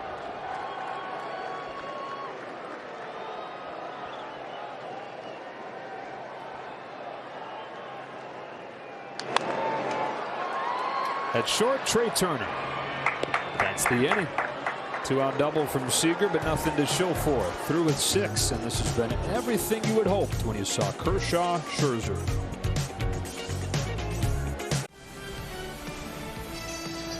World champion Dodger baseball on Sportsnet LA is brought to you by Morongo Casino Resort and Spa, the newest, friendliest, and safest casino resort. Good times. Dodgers 1, Nationals nothing, and a Zach McKinstry second inning double. Kershaw and Scherzer has been as advertised, and it looks like Max Scherzer's day may be finished, getting the handshakes and high fives. Through 6 innings at 90 pitches. Holding the Dodgers to just that one sun-aided run in the second inning. They could sue for lack of support. Kershaw's day is done as well. Corey Knebel has been one of the stars for this Dodger team early on. Comes out of the bullpen. Well, Kershaw with the majority of breaking balls and successful against this Washington lineup. That's probably what Knebel's going to go with. His curveball is his ace pitch. Starlin Castro 2 for 2 today, takes that curveball low, ball 1. Turner's got 3 hits. Castro has 2. Everybody else combined 0 for 18.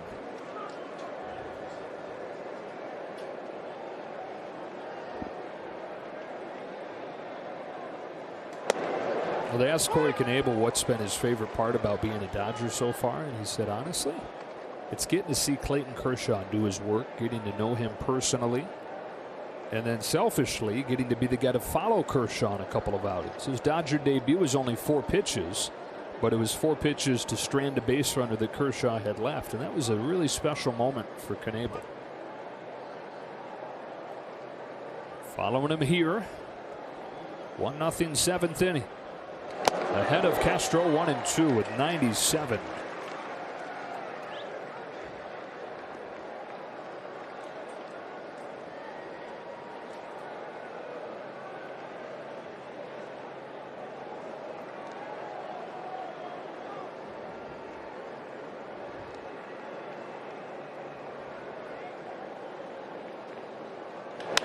Curve is yanked to third, knocked down by Turner, sticks with it, throws him out.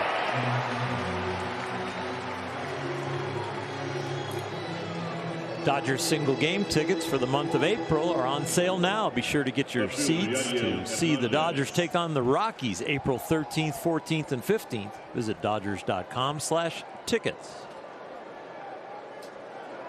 After an off day tomorrow, Tuesday through Thursday this week, those two teams go at it. Yadiel Hernandez comes up.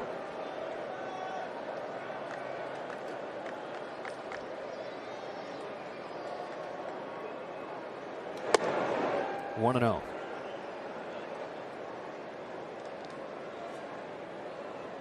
Our Kirsten Watson had an interview with Corey Knebel, and Knebel talked about his work ethic, but also how much work it is to throw that curveball. He said it's really more effort to throw the curveball than the fastball. And that's actually something that Sandy Koufax taught me. He said, you know, the curveball is not a rest pitch.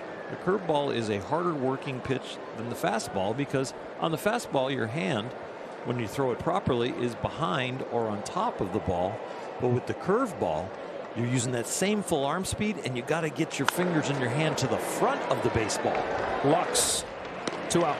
So you have to work harder, of course, with your arm and your hand to get to the front of the ball, but you got to work harder with your body, because you have to maintain your mechanics and your posture a split second longer, because you got to get to the front. So if you try to throw it early and your fingers are only on the top or behind, you cast it and it's a hanger.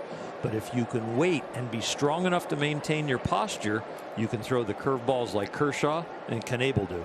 The way he put it, throw the heck out of it.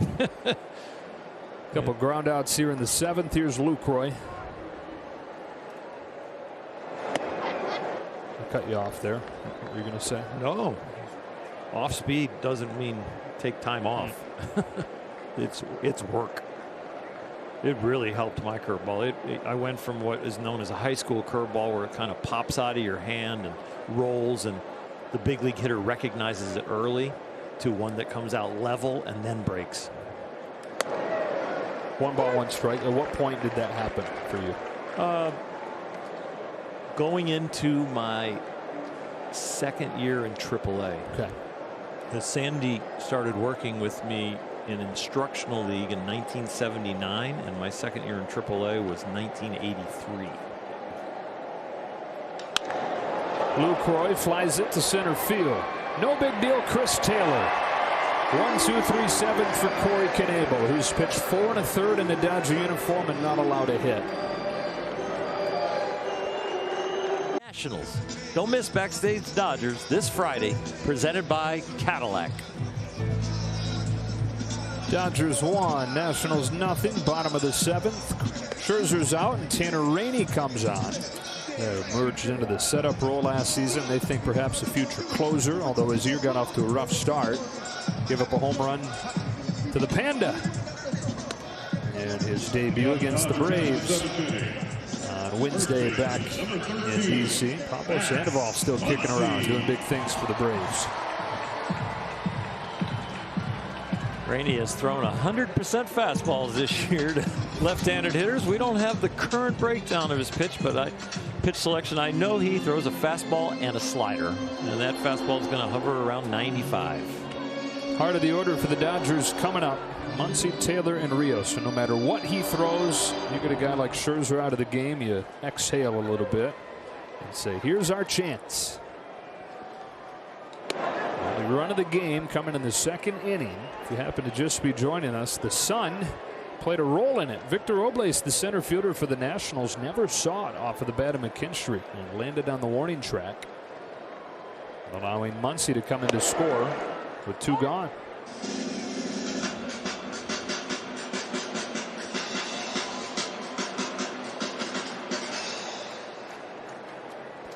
Single and a strikeout for Muncy today. 1-1 from Rainey. In the air to left center. Hernandez.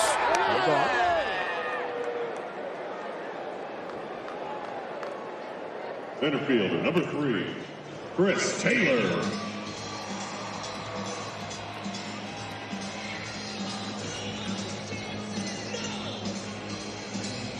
For Taylor, the home run yesterday is his only hit of this series. 0 for 2 today and 1 for 10 this weekend. Dodgers looking for their first sweep of the year, trying to improve their major league best record. 7-2 at this point. And close to half of it by now has been without Cody Bellinger. 4 games in a row now without Mookie Betts. Still averaging 6 runs per game. Only the Reds better in the NL. Strike 1.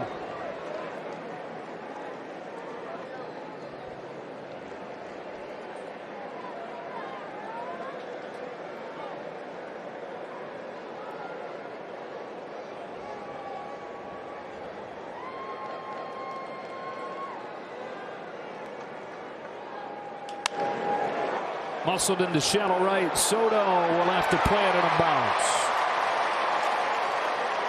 Only the 2nd hit for the Dodgers since McKinstry's RBI hit in the 2nd inning. And yes, that is a classic barrels are overrated knock. Right field, number 43, Edwin. It's one of those hits that's the reason you wear batting gloves. You wear batting gloves so you don't get blisters and calluses on your hands with all the swings you take as a big leaguer and when you love baseball. But that one right there cuts down on the vibrations.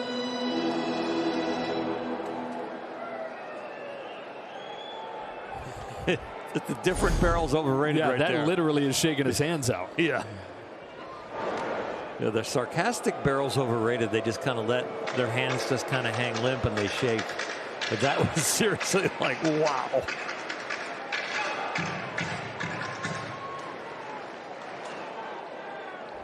Rios couple flyouts today. Uneventful day in right.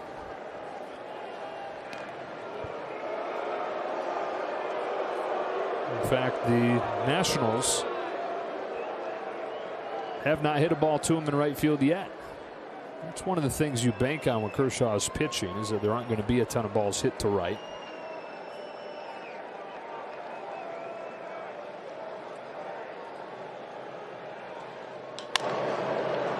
You know, we talk barrels overrated. We talk bee stings, shake your hands out. That's what that thumb guard is for that you see hitters wearing. Rios has one on his top hand, that white object that's foam.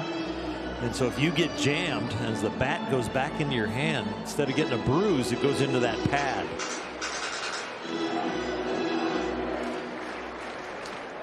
Same kind of material is used with catchers that catch really hard throwers that can't get it exactly in the pocket. They'll put a sponge in their glove. Early day catchers used to put a ribeye in there. Slab of cold meat. Then grill it up after the game. It might be grilled by the end of the game. It's tenderized. That's for sure.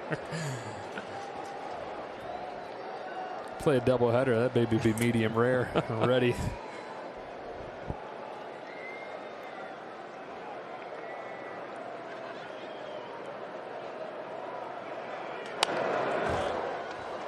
The early ones were really literally sponges that were taped up with athletic tape. And then as machines got more sophisticated and laser cutting, and you could get it exactly custom designed, formed for your hand, formed for your thumb.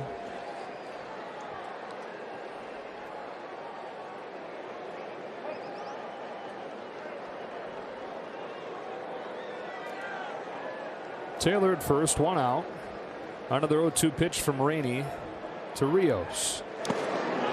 Lays off a back foot breaker, ball 1. That is a big bat to stop. And the longer your lever system, the harder it is to check swing, because that object out there farther away is moving faster and it's got a little more weight to it.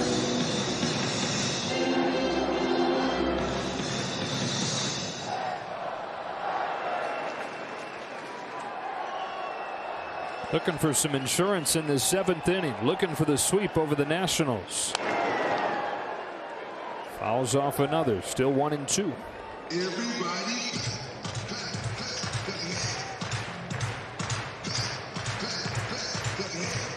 Edwin might be in between the fastball and the slider in this at bat mentally, because that was a 94-mile-an-hour slider, and he kind of just a short, quick hack at it. Like he might have been thinking off speed.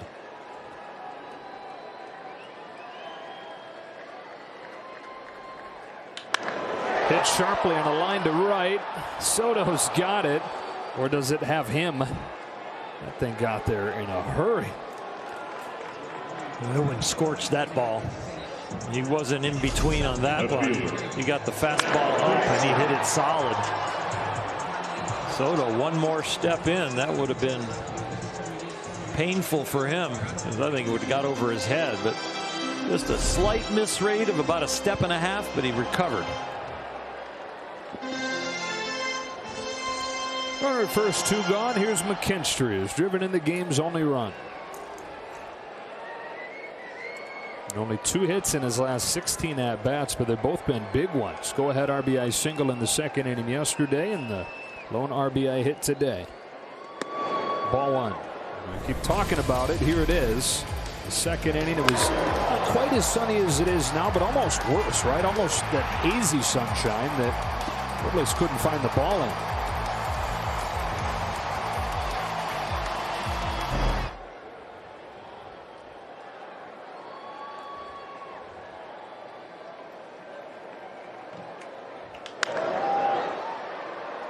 One ball, 1 strike.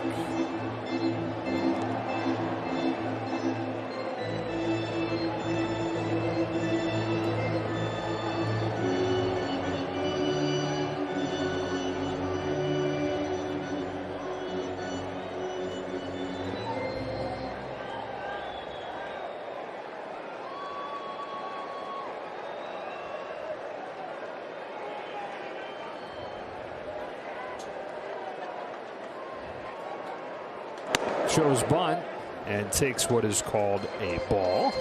Sometimes you see that the umpire misses those ones after the square.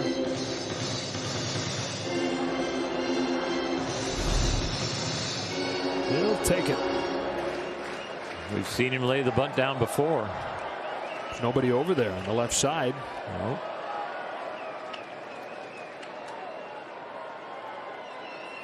Swings away this time, lofts it to right center field, back towards the wall, and gone!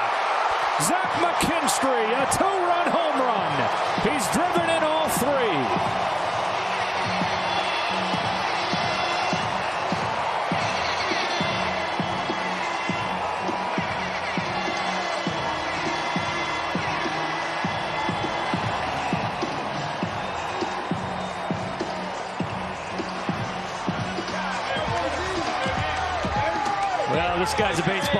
when you're a baseball player, you do anything you can to help the team win. Oh, thinking about a bunt? Now the next pitch, home run. Very nice, Zach. Congratulations, second home run, but the other one was it inside the Parker, so he's got one that cleared the fence. He's got one at Dodger Stadium. Never hit a home run in college against that murderer's row of pitching that the MAC throws at you. Other than 2 on Barnes. Didn't hit for much power first year or 2 in the minors either. Packed on weight, changed his swing. And changed his life.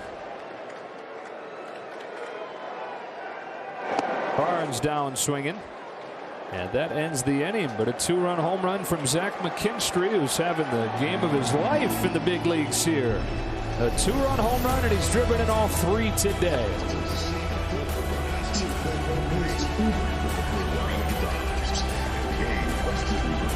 Dodgers calendar. This week we've got the Rockies coming to Los Angeles before the Dodgers head to the Padres for the first series. Very highly anticipated series against the San Diego Padres. All games on SNLA. Joe? All right, Kirsten, they lead this one 3-0. Defensive changes for you. A.J. Pollock comes in. He plays left. Zach McKinstry goes from left to right. Edwin Rios comes out. You can put Pollock in the pitcher's spot, which is due up to open the bottom of the 8th. Blake Trinan on to pitch the top of the 8th. When you think Blake Trinan, you think movement, especially on the 2-seamer and the slider. But right now, with Joe Kelly and the bazooka out, he's the hardest thrower out of that pen. Pinch hitter here, Andrew Stevenson for the Nationals, leading off the 8th. He bunts it to third, and it rolls foul. Heady play by Justin Turner, realizing as he got to that ball, there's no way he's throwing him out. So let's take a look at the spin. Like a good wedge at Augusta. It spun off the green.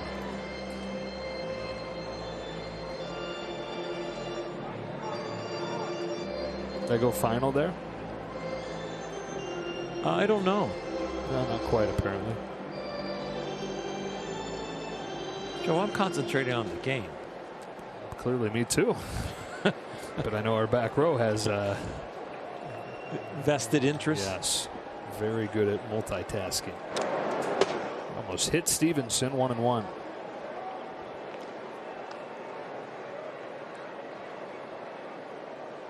Andrew Stevenson, 26 years old, his 5th year with Major League time. It's mostly been as a pinch hitter or a defensive replacement.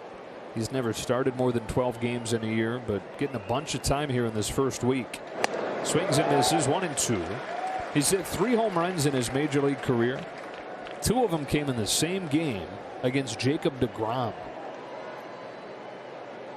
One was inside the park, one was over the fence. Both count. And a 1-2 from Trinan. Watches it miss low.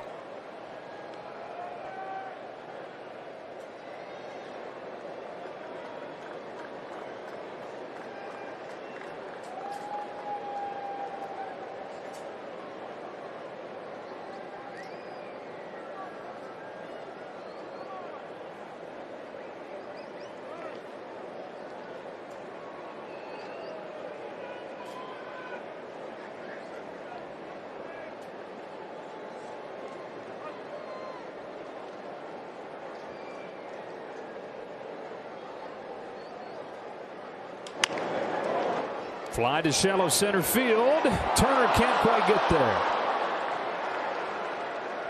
Leadoff single, Andrew Stevenson. That thing ate him up, but he was able to push it out there for a pinch hit base hit.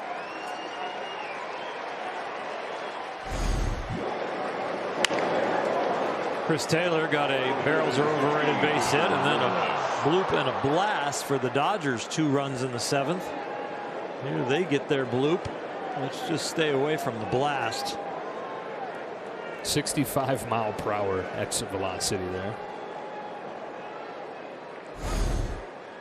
Yesterday we were glad the Dodgers tacked on in the 7th with A.J. Pollock's bases clearing double. 2 runs in the 7th today feel better too. Swatted to right by Robles. That's in front of McKinstry. Well read by Stevenson to get into second safely. And the Nationals have the tying run at the plate in the form of Trey Turner.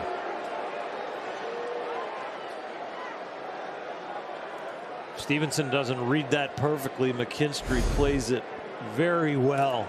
He knows he's got a possible force, charges it, spins, throws accurately. Stevenson there by about a half a step. You're flirting with big time danger here if you're Blake Trinan. These 2 hits. Turner to the plate now. Soto on deck. And already McKinstry's home run feels monstrous. A couple of bleeders. Trey Turner 3 for 3 against Clayton Kershaw. Gave up 5 hits total. Turner had 3. Almost impossible guy to double up. First and second, nobody out. Here comes Blake Trinan. Dives in there at 97, 0-1.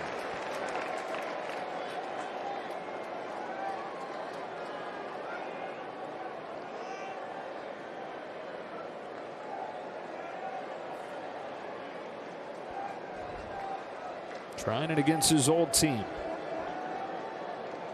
1 pitch. Slider for strike 2.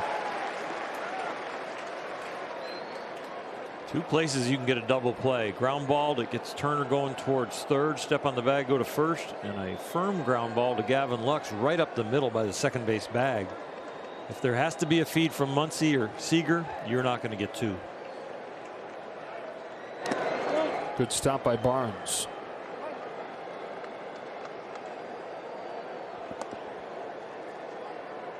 Blake Trinan broke into the majors as a starter, back and forth between the rotation and the bullpen. And first full big league season, that was 2015. That was when he moved into the bullpen full time, and it corresponded with the arrival of Max Scherzer in Washington. No more room in that rotation when he showed up. Trying into Turner with a 1-2 offering. Tacked foul. We'll do it again.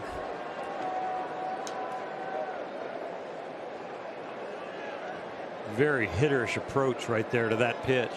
He knows there's only one fielder on the right side. He's in a battle. And he just tried to push that fastball over there to the right side of the diamond. Stevenson at second. Robles at first. Great speed on the bases. Great speed at the plate. Taken in the dirt, 2-2.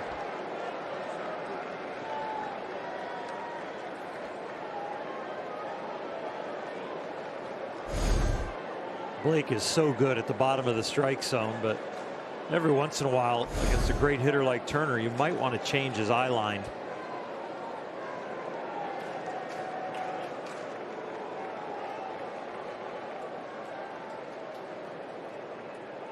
Here comes the 2-2. Oh, well, Barnes was set up inside. The pitch was to the outside half. Didn't get the call from Adrian Johnson. Full count. It is a strike.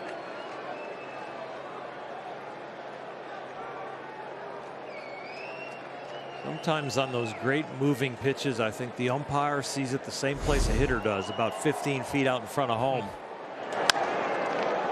I don't think they always see the very end of it when it glances in and hits the corner.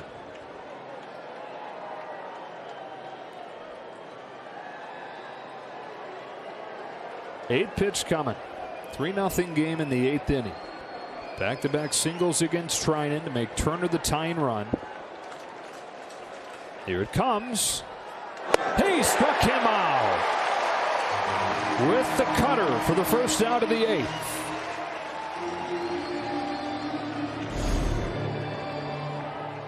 Right fielder number 22, Juan Soto. Clayton Kershaw walked a tightrope to keep this score at 0. Blake Trinan is right at the beginning of his adventure. Yeah, the adventure is reaching a climax here with Juan Soto stepping into the left-handed batter's box, representing the tying run. Best hitter in baseball last year. 2 home runs in last night's game.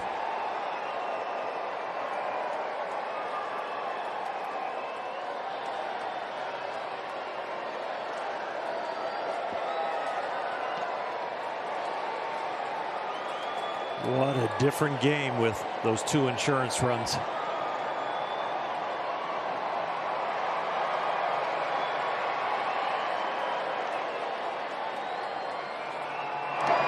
Buries the first one. Turned it up to 99, but it's in front of the plate, and it's 1-0.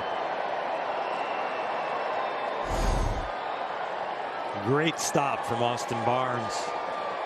At 99, no time to block it. Just backhand it. Kenley Jansen warming. Kershaw for 6 shutout innings. Knebel with a 1-2-3 seventh. It's Treinen here in the 8th. His 1-0 is high, ball 2.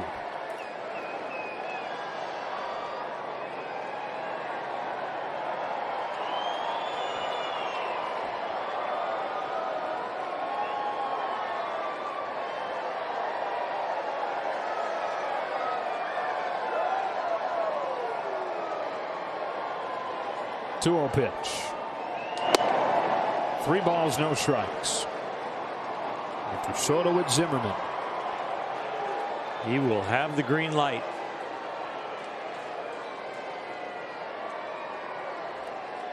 It's got to be a scary thing if you're the pitcher.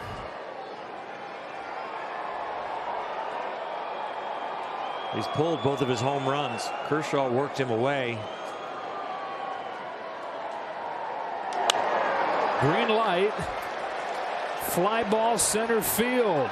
Chris Taylor will put it away, and on 3-0, Soto flies out to center.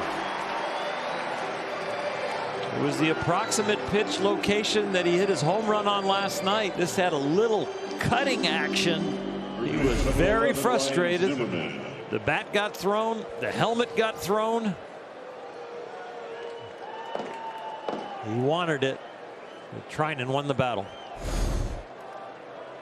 Up to Zimmerman. 0 for 3 today after 3 hits last night. Dodgers 3, Nationals nothing. They won game 1 1-0. They won game 2 9-5. They're going for the sweep this afternoon. And the first one to Zimmerman. Down and away for ball 1.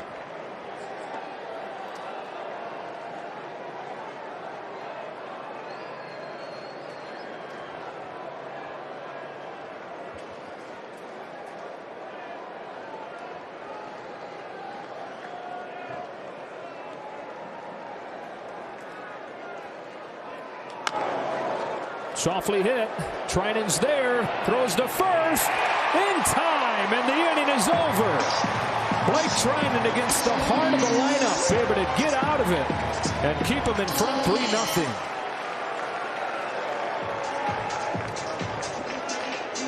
We got what we expected. Max Scherzer was great. Clayton Kershaw, 6 scoreless. Kersh was awesome. How about return of the Mac? Zach McKinstry, impressive. We'll break it all down right after the game. See you soon. 3-time All-Star closer Brad Hand ready to make his Nationals debut. We'll be sure to stay tuned for Access Sportsnet Dodgers presented by your Southern California Ford dealers. Dodgers leading this game 3-0. Hand was one of the 9 players that started the season on the injured list for COVID protocols. Flew out here Friday morning. They didn't have a chance to use him on Saturday, trailing that game by a bunch late. But they're going to bring him in here with it being tight enough, and figure you got him, you might as well use him and try and keep it here. A.J. Pollock to lead it off. Came on defensively last inning. Goes after the first pitch. Hits it way up there in left center field where Robles will make the catch. Have you stocked up on your new World Series champions gear yet? The Top of the Park store is now open Tuesday through Saturday at Dodger Stadium. See Instagram at Dodgers Top of the Park for store hours and details. You can even get home delivery.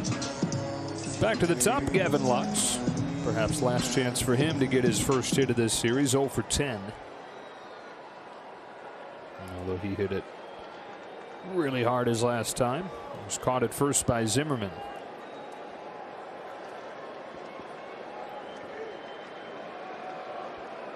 And the old San Diego Padre. This is down and away, ball 1.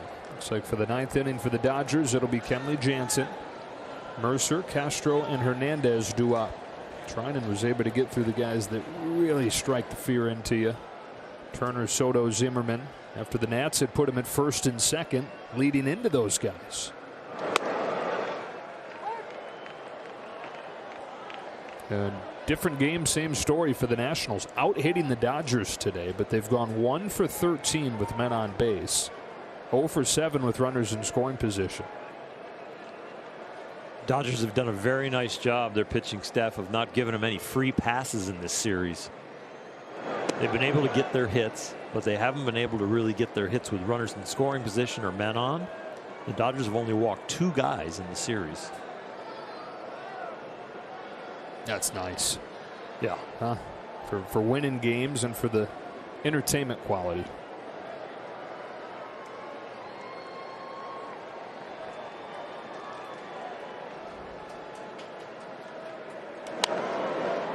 Two and 2 on Lux.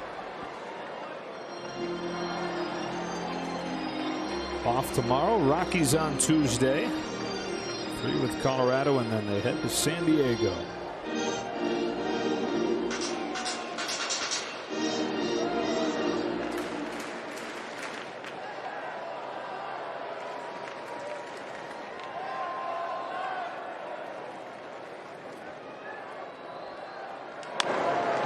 Soft bouncer to first. Zimmerman to the bag, and Lux is on number 2.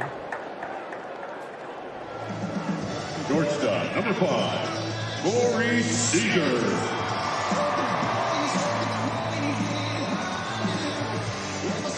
Here's Corey Seager.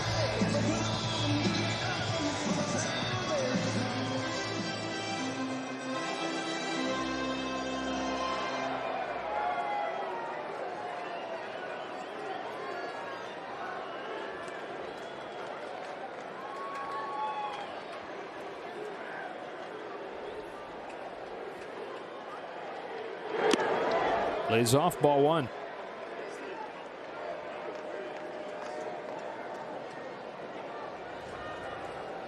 Now Dave Roberts, by the way, announced him before the game. Bauer, May, Urias for the 3 games against Colorado. And that then lines up Kershaw, or Buehler, Kershaw, Bauer against the Padres. The way he put it, pitching gymnastics. They get everything lined up the way they want. A lot of things go into that equation.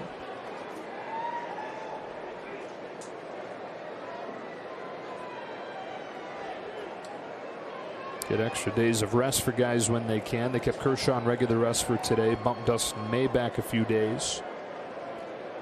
That also means the Rockies have to face May for the first time. They don't get a second look at Kershaw. And it lines up your top 3 against San Diego.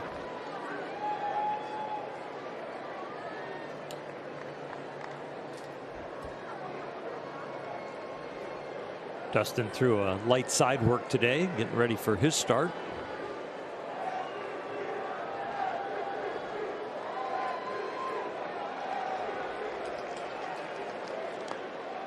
Two and 2 on Seager.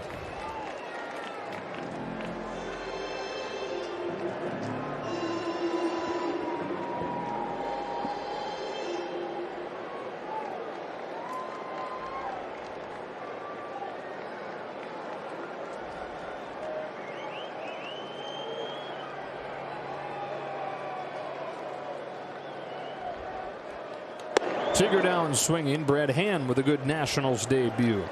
To the 9th inning we go. The Dodgers 3, the Nationals nothing, and Kenley Jansen on to try and close it out.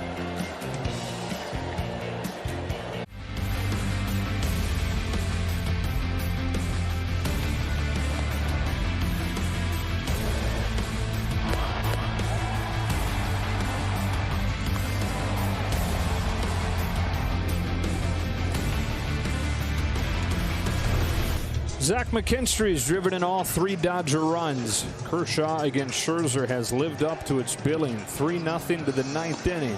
Joe, Orl, and Kirsten, and Kenley Jansen on to try and close it out, on to try and bounce back from his last outing where he blew the save in Oakland.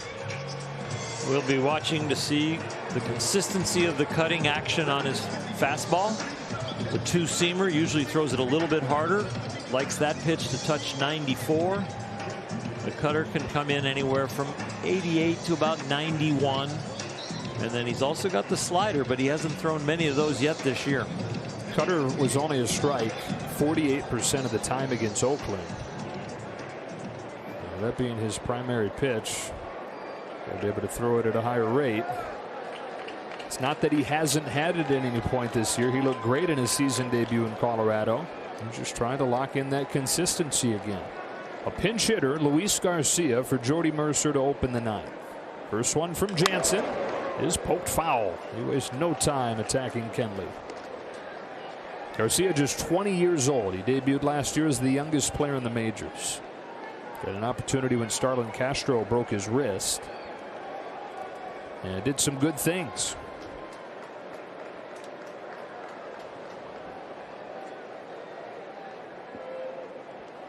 Jansen's 0-1. Swing and a miss, 93, 0-2.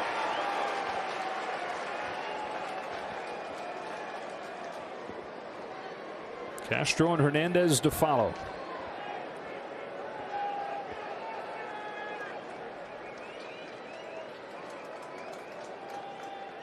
Strikes him out on 3 pitches and pulls 95 out of his back pocket.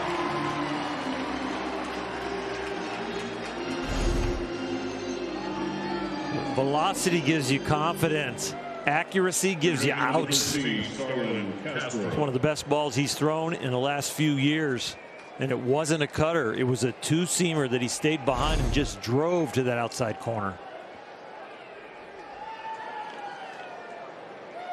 Castro, 2 hits today.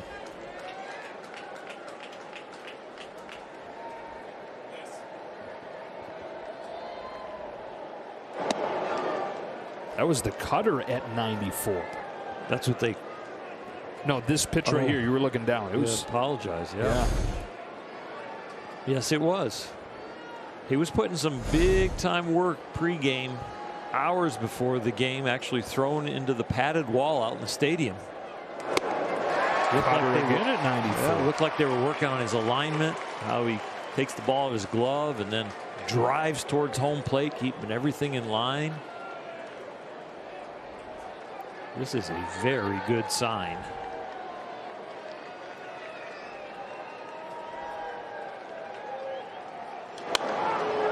Three straight cutters at 94 miles per hour from Kenley Jansen.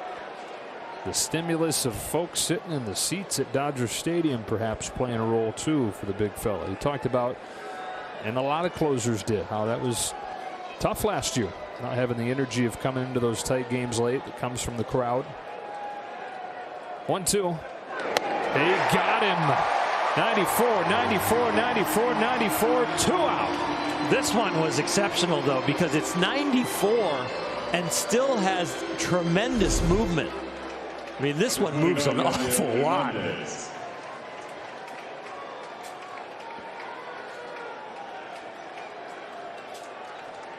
pretty enough on its own. If there was a way to speak that emoji with the big eyes and the mouth like, whoa, I would do that. Yadiel Hernandez in on him with 94. Kenley Jansen, good to see ya. 3-0 the final score. They sweep the Nationals and start the season 8-2. You watch him pitch a ninth like that, you look at your neighbor on the bench and you go, wow, nice to have him back. Yeah, that's the look. He's got the look. Well, look who was on the mound today. You had Kershaw. He's now 100 games over 500. Knebel, Treinen, and then Kenley with that night. That is some kind of pitching.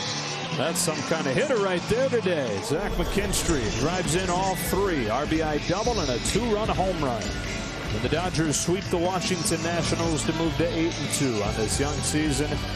Kershaw the winner on Fernando Valenzuela Day, winning the duel against Max Scherzer. For Orr Hershiser, Kirsten Watson, and the rest of our crew, Joe Davis saying so long from Dodger Stadium. Off day tomorrow. Rockies coming to town on Tuesday. Stay tuned. Access Sportsnet Dodgers begins now.